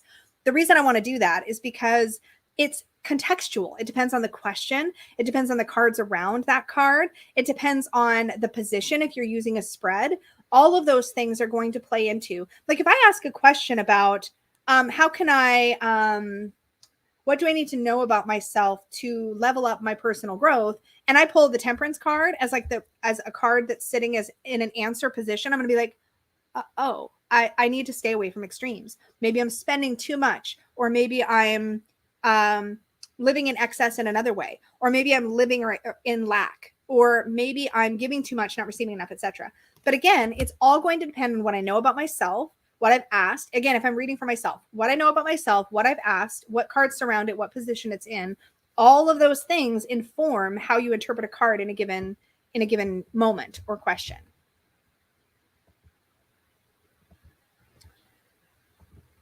Yeah, as a reader, but also a creator, it's exactly how I view the Temperance. It's such a harmonious and gentle card because it's neither hot or cold. It's both and sometimes love and sometimes none. Love its archetype. There was a question a while ago about the crocodile or alligator. I always forget which it is. In the Fool card, that is a Thoth reference. And I have not studied Thoth, so I'm not going to answer beyond that because I can't remember. I think it has something to do with your subconscious, but I can't remember. But when you see a crocodile or an alligator in the Fool card, that is usually a Thoth influence in the card. And anybody who knows Thoth can maybe weigh in further. But I saw that question way back. I can't remember who asked it. Okay, Lori Matson. I think deciding on a spread can feel like a barrier to pulling cards. I get caught on wanting to make sure I'm using the right spread for the moment. How do you quickly decide on one? So this is where Peggy's suggestion to just put your favorite spreads in a jar and pick one comes out. I found that for a while I was relying kind of heavily on spreads. I always wanted to find the right spread for the question, just like you. And what I determined instead was that I do much better either creating a spread organically on the fly, a process which I've described before, but I'll describe again here in a moment. And the other process being having a few broad application spreads that I can go to for any question. So basically, in my experience for reading for myself, I enjoy having some general spreads that I can ask any question and I can pull this spread and it will help me answer that question. So my favorite for years and years was the Celtic Cross. And I have a full video on the Celtic Cross and breaking it down and how I use it on the channel, which you're welcome to go check out. But that was a great big general spread. And if I need to have it be smaller, I use just the 6 cards in the center of it, which is the center, what crosses it, above, below, past, and future. That's a great like snapshot, quicker spread. And if I need something even more condensed than that, my favorite go-to, I use it all the time and I'm doing sample readings on the channel, is 3-card spread, energy, obstacle, and advice. What is the energy of the situation? What is in my way, or what is the obstacle? What is the shadow part that I need to look at? And what is the advice? What is the tangible next step for me in this situation? And I find that energy, obstacle, advice is a fantastic, easy, general 3-card spread. Echo Doll says, I like past, present, future. Past, present, future is another great general one. I found that one limiting for myself because sometimes I'm not reading, or I'm not asking a question that I feel like is tied to some kind of a timeline in that way, because I do a lot of personal development, like self-improvement kind of readings too. So there's that. I think the biggest thing, and let me talk about, I said I was going to talk about the organic thing I do. So I stumbled into this practice and I can't remember where it first started. I think it was partly inspired by something Dawn Michelle had said or done on her channel. I can't remember what, but essentially I like to, like, my go-to daily draw type or general type spread for myself. If I don't really know what I want to do a reading about, and this is the important thing, if I don't know what I want to do a reading about, but I want to do a reading for myself, like to check in, I do this organic thing.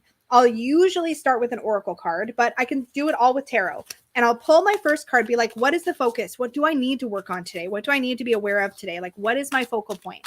And I'll shuffle my cards and I'll pull a card and I get the 8 of Wands. And I'll think about what the 8 of Wands means to me. Okay, so this to me is about momentum. It's about getting swept up in something in a good way, having something take on a life of its own. Okay, so based on the first card and what it is, I'll ask a question. So this is why I like to use Oracle card for the first one, because it'll often be a little more direct of a message. So I'll say, okay, I need to be thinking about things taking on a life of their own, things that have momentum.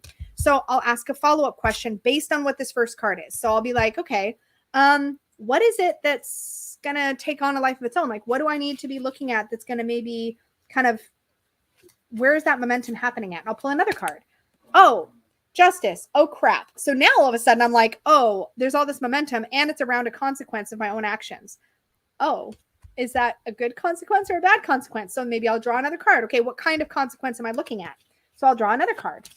The world. Oh, actually, this is good. So the world to me signifies the last puzzle piece falling into place, completion, growth. Oh, I'm reaching the end of a journey and it's taking on a life of its own because I've been learning, I've been integrating. Cool. And like, what, maybe I'll ask another follow-up question. Okay, well, what's my next step then? And I'll pull another card. The King of Cups. I need to follow my heart, right? So depending on your relationship with tarot and how comfortable you are doing these kinds of things, an organic spread is one that you build as you go by having a conversation with your cards. You ask your first question or you get your first card to kind of become your jumping off point. Then you ask a follow-up question. Then you can read about that card or think about that card or journal about that card. And then you ask a follow-up and then a follow-up. And you can go for as long as you want. I often do just one single central oracle card, one follow-up question, and then I'll build a second follow-up question.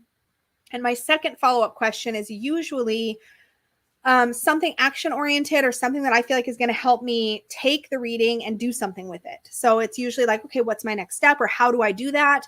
Or how do I work on that? Or what do I need to do today to embrace that? Something that kind of takes the first oracle card and the first follow-up, and it kind of builds on that and gives me something tangible to look at, think about, work on, etc. That's how I do it.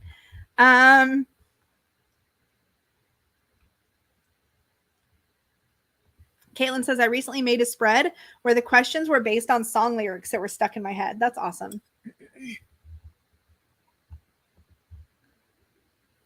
Ricardo answered our Thoth question. Let's see.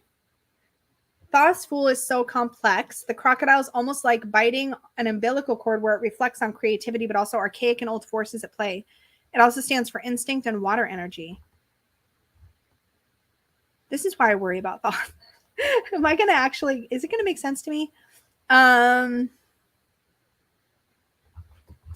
Next question. How do you figure out when you're ready to read for others? Oh boy, I made an entire video about this for the Unicorn fam recently. Let me see if I can nutshell it. You have to feel ready. That's the big thing. On the understanding that you may not feel ever fully ready, you have to feel comfortable enough that you don't think you're going to freeze up, because that's not fair to other people. And actually, let me back up. Well, it depends on who the people are. Well, I was just going to say, I just realized I'm answering the question as if you're saying read for others for money, which is a very different question than just reading for others. If you're reading for friends and family, which you should do, or read for people who are comfortable, like just letting you play, you should do that as soon as you want to. I think you should do that when you know nothing, if that's what's comfortable for you. Peggy started out reading for me and for others who wanted a reading by just grabbing her deck and the guidebook. She's talked about this a bunch, and she would pull cards and read from the guidebook. There's nothing wrong with that. And then she would pull the card, read from the guidebook, and then she would interpret. I still do. Yeah, you still do. But like the thing is that there's nothing wrong with that as a reading style. I personally wouldn't want someone to charge me money for that, but what? It's complete. Yeah. You still owe me $150 nope. for the last reading. Nope. But it's kind of my money. I'm gonna flip you off, but off camera. Okay. But I still announced it, so like, whatever. But you guys, do you understand the point? Like, if you're just, it's good to read for others because it's okay, let me back up. It's good to read for others if you want to. This is something that I think we get hung up on. You can read tarot, be into tarot, be skilled at tarot, be knowledgeable about tarot, and never want to read for another person ever. There's nothing wrong with that. But if you want to read for other people, if you like the idea, if it sounds fun, ask people. Just ask people, hey, I'm learning to read tarot for other people. Can I try reading for you? And it's all good, right?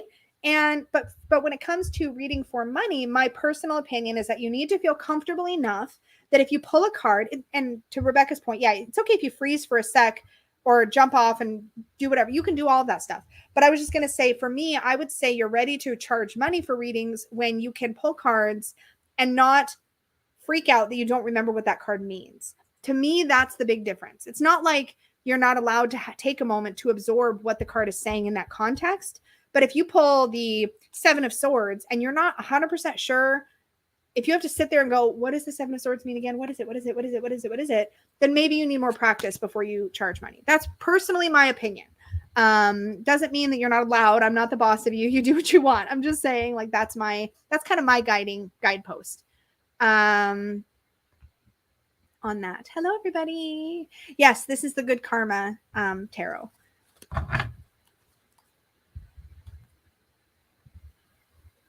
Yeah. I'm just reading. Yeah, this is a good point. Some neurodivergent folks freeze no matter how knowledgeable they are and will want to read for other people. Yeah, and again, I think you have to know what your comfort level is. I would say, well, there's reading for other people, and then there's reading professionally. And even most in that case, never read professionally. That's true. And I'm not saying that if you freeze, you shouldn't read for other people. I want to expand the term. I think that if you need to do tarot flashcards or you need to do whatever to get more comfortable, I think that's useful before you start doing readings for people professionally. Not because you shouldn't or aren't allowed to, but because I found it much more stressful in general to read for other people when I hadn't been using tarot long enough to be as comfortable with what all the cards could mean. Does that make sense? So it's not about whether you should or could read for other people despite having to think for a second about what the card means. It's about you're going to have a better experience if you don't have to think as much about what the card means. Does that make sense? Because it gives you more freedom to actually do the reading. But yeah, there's going to be people who are going to have that freeze every single time forever. And there's nothing wrong with that. I'm just pointing out that if you want to look for a gauge point on when you feel kind of ready to read professionally, I would say you're ready when you feel like you're not going to panic, when you're not going to come unglued, when you're not going to be super stressed out, when you can't remember what a card means. So it's about you and how you feel, not about having to have some level of knowledge before you're allowed. Does that make, I want to make sure I'm clear about that, because I'm definitely not trying to come across gatekeeping, quite the opposite. I just think it's important to know how you feel. And how you'll respond in a moment. Because what I don't think is fair, and this is my opinion, what I don't think is fair is to, in my opinion, when you're doing a reading professionally, you're sort of taking somebody else's vulnerability and you're taking care of them in that moment, right? There's a certain amount of responsibility of like making sure that your stuff doesn't become their problem. And so I do feel like there's a responsibility to make sure that you're going to feel comfortable and confident enough to lead that reading, to guide the querent without getting in your own way, without getting scared, without getting anxious. Money for a reading. Yeah, exactly. Practice on friends and relatives until you're comfortable. Exactly. Practice until you feel like, because it's small. I still do readings for clients where I'll pull cards and I don't immediately know what they're telling me. That's normal. But if I don't know what they're telling me and I panic and I make that panic my client's problem, that's when I think it's not necessarily appropriate for me to be charging money. Does that make sense? Like, you have to know how to manage yourself and like your own responses and like take on the responsibility of taking care of others in that moment. And yeah, reading for others via email is a lot easier than face-to-face in the beginning. I would agree, sort of. It can have its own challenges. I found it harder to read by email in some ways, but that was where I started. It felt less intimidating for sure. Because you don't have somebody like on the other end being like, what does that mean? What does that mean? What does that mean? Instead, you can take your time over it, reflect on it, write it all out, like do all that. I find that can be a lot more spacious. Yeah, exactly. Yeah, there's nothing. Yeah, Deb says I had a really accurate reading from someone who was confident. Still referenced the guidebook for a card or two when needed. Yeah, I think that would be fine. It's all personal preference, right? And being open about what you're offering. Yeah, as long as you're transparent about who you are, how you read, what your style is, then you do you however you want to do it. I think that's the thing, is you don't want to catch people off guard. Yeah. I feel like I went off on a bit of a soapbox there because there's a lot more to it. It's a very nuanced conversation, but I do think it's important that you feel as confident as you can going into it so you can take the best care of your client in that moment. It's like knowing how to handle the uncertainty when it comes up without panic. That I think is important. It's knowing how to navigate if things kind of go funny in a reading. I've definitely had readings where I get a very different thing come through, or I feel like I need to say something and I'm nervous about it. And like getting some practice in doing that is so helpful. So doing free readings, doing readings for feedback, doing readings for friends and family, those are all great ways to sort of build the muscle memory and the confidence of like, oh, when this kind of thing comes up in a reading, here's how I can handle it. That stuff helps so much with just being confidence. Yeah. Yeah. I hope that was helpful. I feel like I went off in like a bunch of different directions. Yeah. Okay. Differences between aces and pages. I've seen them described with same keywords. They can have a lot of similarities. I'll talk about that. New, fresh energy, potential, incoming info, new beginnings, inspiration, etc. Yeah, I think that the aces and the pages actually have a lot in common. Here's what's interesting. I like to think of, I actually love correlations between the minor arcana and the major arcana. So for example, I like seeing the Empress card as the Empress card, obviously, and getting a really solid understanding of what the Empress is. And then I love when I draw a queen in a tarot reading, seeing the queen as the Empress of that suit. I think that's a very powerful way to build an association with the court cards, for example. So if I was going to equate the aces and the pages, I would probably associate the aces and the pages both with some Fool energy. But here's how I think of the aces. And I don't know if this will help or hurt, so you guys will have to tell me. I like to see, hold on, I got distracted something. Okay. Sorry, I got distracted by chat. I like to see the aces as, if you were to take, I'm a very visual person, so this may not work for you, but I'll tell you how I think of them.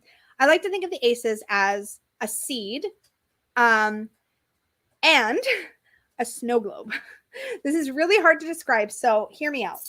When you look at a snow globe, right, it's a contained scene. There's all this stuff happening inside. Maybe there's like a little village or there's like a snowman. There's something happening, right? So if I think of everything that happens in the Suit of Cups is contained within like a snow globe, it's contained within the ace. But the ace is the potential of all that stuff. The ace it's like if you take a snow globe and you mash it down until it's a little seed. That's what the ace is to me, which is a very complicated thing to try to describe. Everything that happens in the Cups suit comes from the Ace of Cups. Without the Ace of Cups, none of that stuff happens. It's the spark. It's the potential. It's the beginning of what could happen. But from the seed, from that ace, it could go in any direction. You could end up in a 10 of Cups, or you could end up in a 5 of Cups. So it's got the potential for all of it. So it's a complicated card sometimes to think about. But I like to think of it as the initiation energy of the suit. So, for example, in the Cup suit, we're talking about emotions and relationships. So if I see an Ace of Cups, I see that as an incoming opportunity for something emotional or something relationship oriented. There's something kind of coming your way where there's going to be an opportunity to dip into that area of life. But what that's going to exactly look at, it's kind of formless right now. It's just like a thing. It's just like a maybe. It's like it's a possibility. It's not firm. It's not concrete yet. And really, I don't feel like we get concrete until we get around the 4 in any suit, but that's a whole other discussion. So then we take the pages. The pages are the exuberant, excited, youthful energy of their suit. But here's the interesting thing. Think of the page as the character who's going to see the ace and be like, yes, please. I would like that. The page is kind of the yes of their suit. They're the kind of like, they're not going to turn away from the ace. If they see, so a good example, let me grab the ace of, or the ace and the page of wands, just for the sake of the conversation. So we have the Ace of Wands. We're being offered the wand. Now, wands suit are often about creativity, about purpose, about passion. There's excitement there for sure. And then we go to the Page of Wands. Okay. And what is our page doing? He's looking up excitedly or enthusiastically at the singular wand. He is looking at the wand that's being handed to him, and he's like, yes, please. I will take some of that. I would like some of that passion. I would like some of that excitement. I would like to go on that adventure. I'd like to say yes to whatever I was just invited to. That sounds great. Yes, please. So think of pages as saying yes to the aces. Does that make sense? That's kind of how I see the pages. They're very much the yes, please, but they are kind of accepting. The knights go after the ace. The pages say yes to the ace. And I'm thinking of this as I'm saying it. So I hope it's helpful. But I think that's a good way to think of differentiating them. The pages are engaging with the ace energy. The ace is the ace energy. The ace is the seed. It is the potential. And then the page is like, I'll take that. That sounds great. Yes, please. And you can think of that with any page. Page of Swords. I'd like some of that. I'd like some of that thought. I'd like some more knowledge. The Page of Cups. I'd like some of that emotional experience. Yes, please. I'd like to go on an emotional journey. Yes, I'd like that. Yes, thank you. Pages are very yes into their suit. I hope that helped. I feel like that helped. I feel like that was good.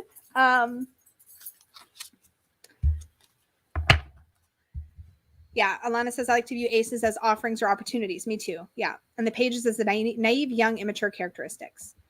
Yeah. What is wrong with you, Bruno? Yes, Robin says, pages are like grabbing hold of a suit and getting ready to run with it, which then happens with the knights. Yeah, that's another way to look at it. I tend to think of the knights as being in pursuit of the ace. They're looking for that opportunity. They're looking for that adventure. They're looking for that offering. Whereas the pages see it in front of them and are just like, yes, I'll take that. Yes, I'll get that. Because they don't overthink it. They're not digging for it. It's just like it's right in front of them. And they're like, I'll have some. Yes. Because they're not in their own way the same way. What'd you say? Oh, you're talking to the dogs? I'm just mumbling. Oh. I need my shoes. Yeah. Your puppies need to go outside. Okay. Thank you. You're welcome. You owe me. Oh, thanks, Deb. Yeah, I've got the Thoth on my list. I just haven't had a lot of room on my plate lately. Okay. I think it's useful to examine the word work in general with the tarot. This is an interesting thing. Do I work with the tarot? Do I play with the tarot? Do I practice with the tarot? Language is interesting and can set up certain expectations, I think. I do see tarot as meaningful work. I also see tarot as a practice. I also see tarot as play. Excuse me, I have like a little burp in there. But I think when we say work with, to me, I see tarot as a tool. Like you can work with a hammer. You can make money with a hammer. You can also just build stuff with a hammer. You can also just destroy stuff with a hammer. Okay, this is a bad example. I don't know. I talk with the tarot, says Pamela. Yep. Yeah.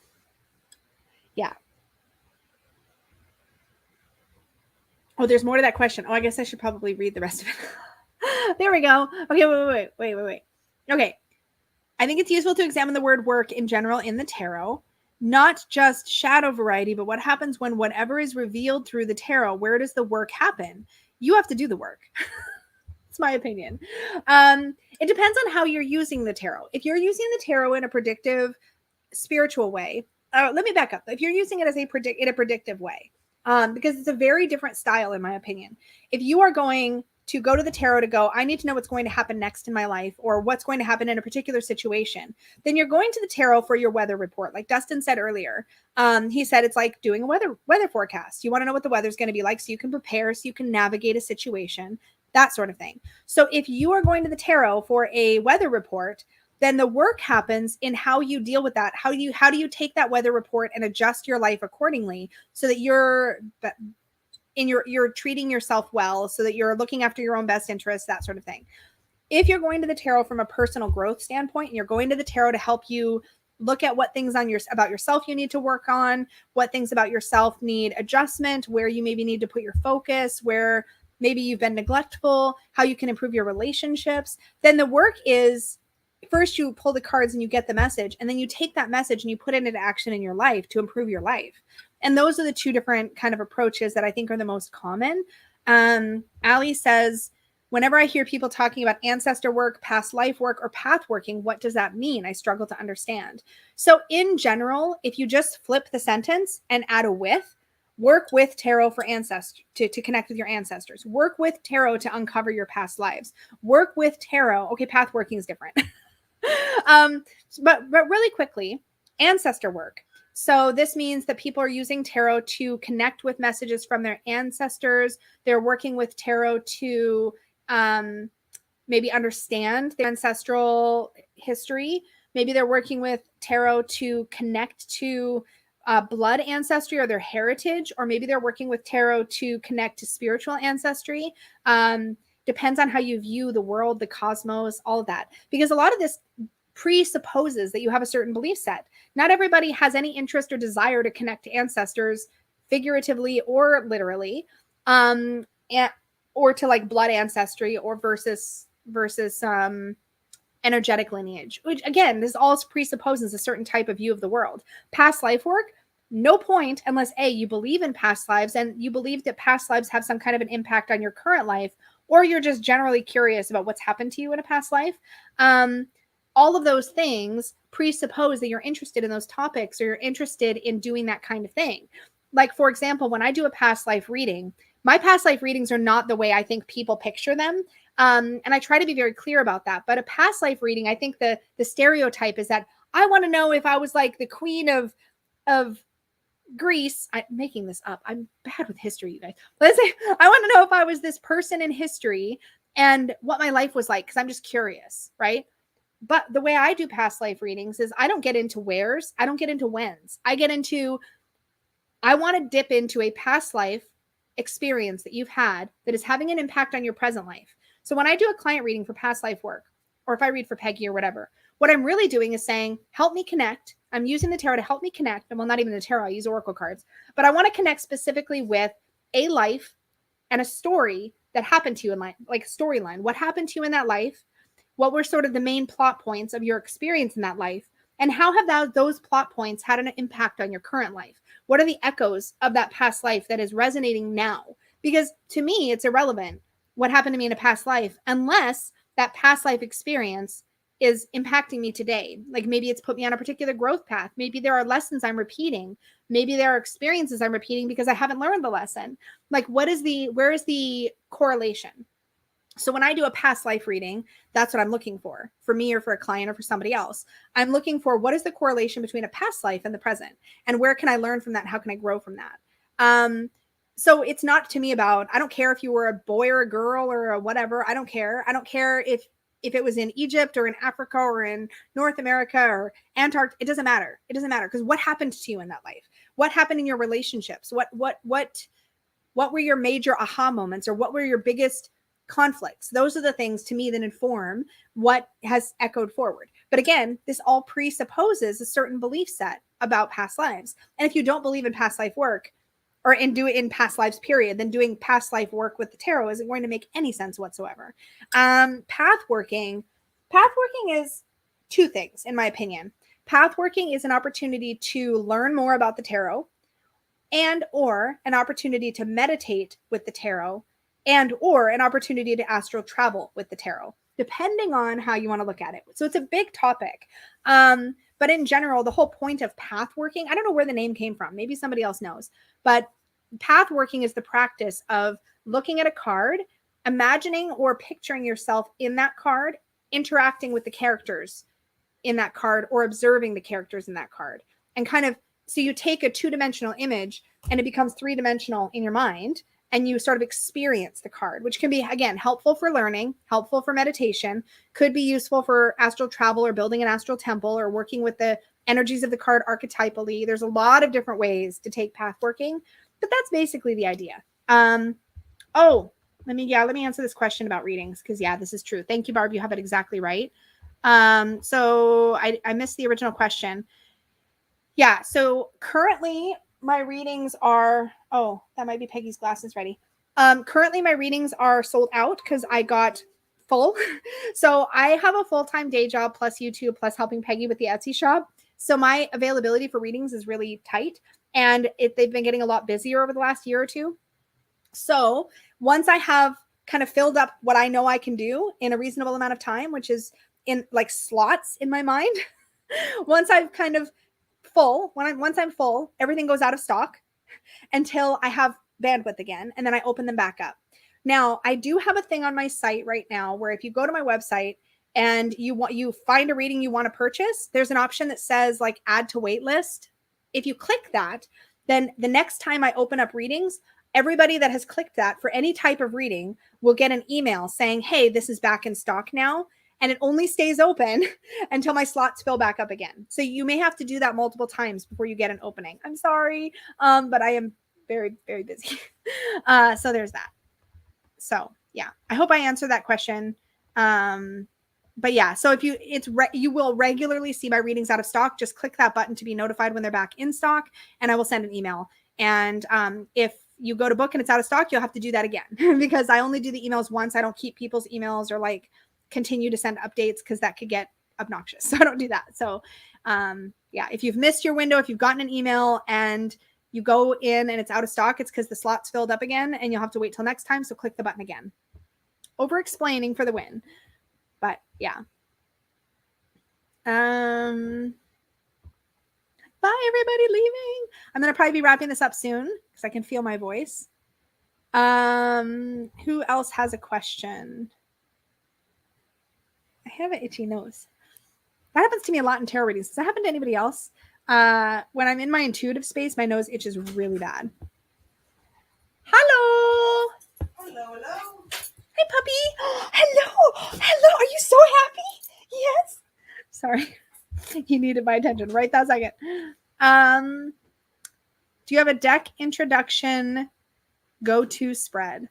Do I have a deck introduction go-to spread? Oh, like a what do they call it? Like a deck interview spread? No. My deck interview process is the walkthroughs I do on YouTube, which you've probably heard me talk about before. If I choose not to do a walkthrough of a deck for some reason, but I still want to work with it for myself, which has happened on occasion, I will usually just work with it for a week in regular practice. I don't do a getting to know it phase, but typically that first walkthrough you guys see on YouTube, that is me bonding with that deck and deciding how I am going to get along with it. Like, how am I going to interpret those images? That first trip through the deck that I do on YouTube, that is like my favorite deck bonding ritual. My friend learned tarot from Lisa's videos. I love that so much. Lisa-splaining. Yes, Pamela, that's exactly what that was. Lisa-splaining? I was Lisa-splaining. I was explaining how the out of stock, in stock works on my website because somebody asked. Ah. I want to do a tarot book so bad, you guys. I have so many thoughts about it. Do I ever think I'd go to tarot full time? Yes, definitely. But I'm very security conscious. Like, I'm very stability conscious. So it'll take me probably quite a while before I want to flip that switch. Mostly because I like the steadiness of a day job while I play with YouTube and all these other things and stuff. So it's pretty hard for me to. She nibbled. She didn't really eat. Oh, she might be ready to eat now.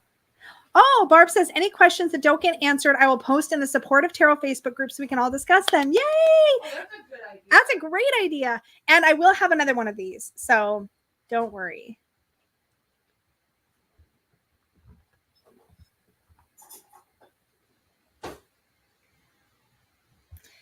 Oh my gosh. Aw, thanks, Rebecca. That's very, very sweet. Yeah, I think for me, it would just be mostly about making sure there's a certain base amount of income and everything coming into the household for sure. You gotta eat. You gotta pay your bills, you gotta eat, you gotta pay your power. And I've noticed that readings are very they're flowy. They're fairly steady actually, but they're very I don't even know what I'm saying. Oh, okay. Yell at Bruno if he tries to eat Shayla's food. Sit. He's following you anyways. I figured he would, but okay. Oh, did I? It would be full of unicorns.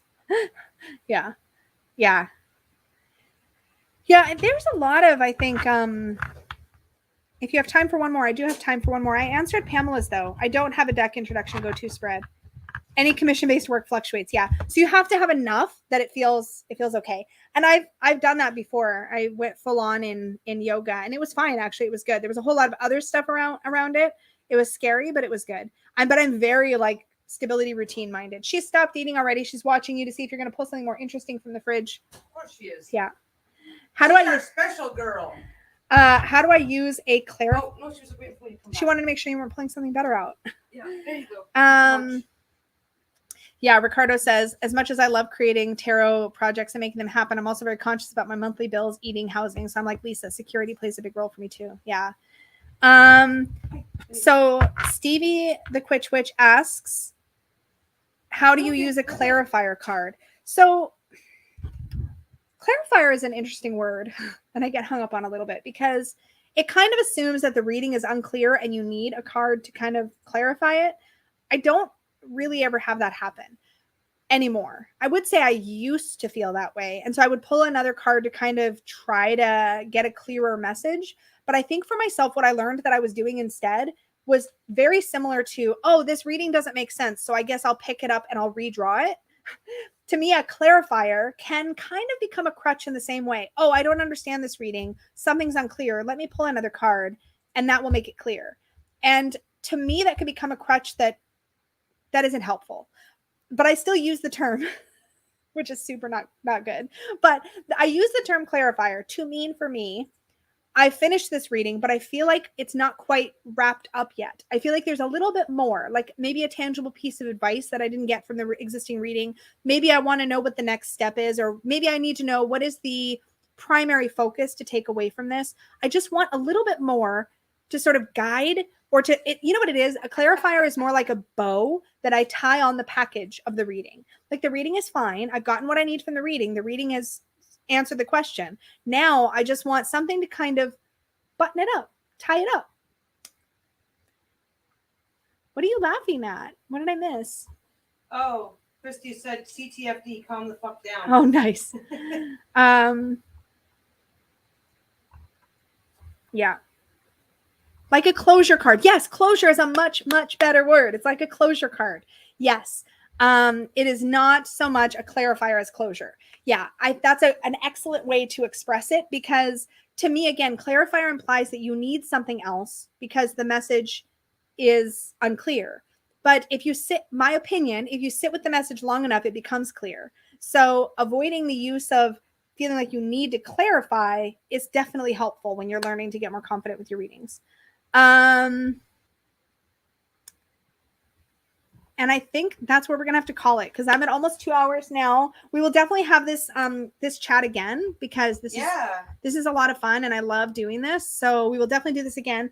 I also am planning content, as I mentioned, just to kind of remind you guys, I am planning a video series that I'm going to start where I will take you guys through a sample reading. Like we'll have a sample question, I'll pull a reading, and then I'll talk you through A, how I'm interpreting it, and B, how I got there. Like what in those images got me to that interpretation? Like what am I pulling from? What popped into my head? And I'm going to try to kind of take you through like a live experience of how I interpret and how I get to that. So that is coming on the channel. I don't know what to call it. Did you guys ever suggest anything? I was like, maybe somebody else will have a good name for it. I don't know what to call it, but it'll be like a teachy thing where I'm like teaching you how to actually do a reading. You're welcome. That's a good way to put it. So Robin says, I use a clarifier when I feel I'm the one who hasn't been clear enough in directing my question, or I'm just wanting to know more, like what's the next step. Yeah, that's a good way to express it. That makes sense. Yeah. I think the habit of always pulling a clarifier is where things can go wrong. Yeah, like you guys will notice if you book a reading with me, I do always have like an oracle deck. I'll do a tarot reading, but I'll have an oracle deck handy in case I want that extra card for something.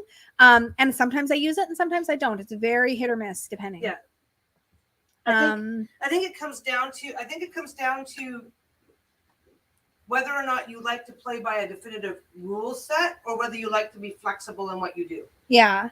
Because as a rule set, clarifiers aren't always necessary. Yes. But as something that you do occasionally, as something that you're flexible on doing occasionally when warranted, they can be really beneficial. Totally. Oh, you can call it see one, do one. That's a good idea. Tutorial is probably a really good word that I could use. Yes. Tarot reading tutorial. Yeah. Tarot spread tutorial. Reading rainbow is already taken as a name. Yeah, that's pretty fun. Love that. Yeah. Rebecca says, I've developed the same type of thing before where I'm like, wait, I don't get it. Because either A, I'm not listening, or B, I don't like what I'm hearing. So true. Very common with tarot, particularly if you have a hard time being called out and you're reading for yourself. That can make it really hard. And you're like, I don't want that. I'd like a clarifier, please. Give me something nicer. Stop kicking my ass, tarot. Okay. Jeez. Robin says, I think if you keep pulling extra cards, you intuitively know when to stop. You reach a card that punctuates the whole story. That's true. And for me, a clarifier is if I have if the reading says you should be doing this, then for me the clarifier is how should I start? Yeah. So it depends on whether the clarifier adds is a follow up. Yeah. But it's also. Yeah, I think that's really, I think what I kind of want the focus of the book to be about is like reading tarot organically, like giving you like a jumping off point, and then how to take that and build on it when you're reading. Yeah, I think that's going to be a series that's going to be really, really helpful for people, especially anybody. Tidbits. Oh, that's a good one. Yeah, I like tarot tidbits. Yeah, Joey, sometimes I do clarify with other systems. Actually, I tend to do it the other way around. I like to do a Lenormand reading to find out the what, like what is going on? What is happening? What do I need to know about this situation? Like, not what do I need to know about the situation? What is the situation? Like, what is happening? I use Lenormand very factually and very predictively. And then based on what the Lenormand reading says, then I'll sometimes jump off and go, okay, now, how do I dig into the psychology of it? How do I navigate it? How do I move through it? How do I take care of myself during it? That sort of thing. Making tarot yours. Lessons with Lisa. I love that. You guys are great. I have to think about it.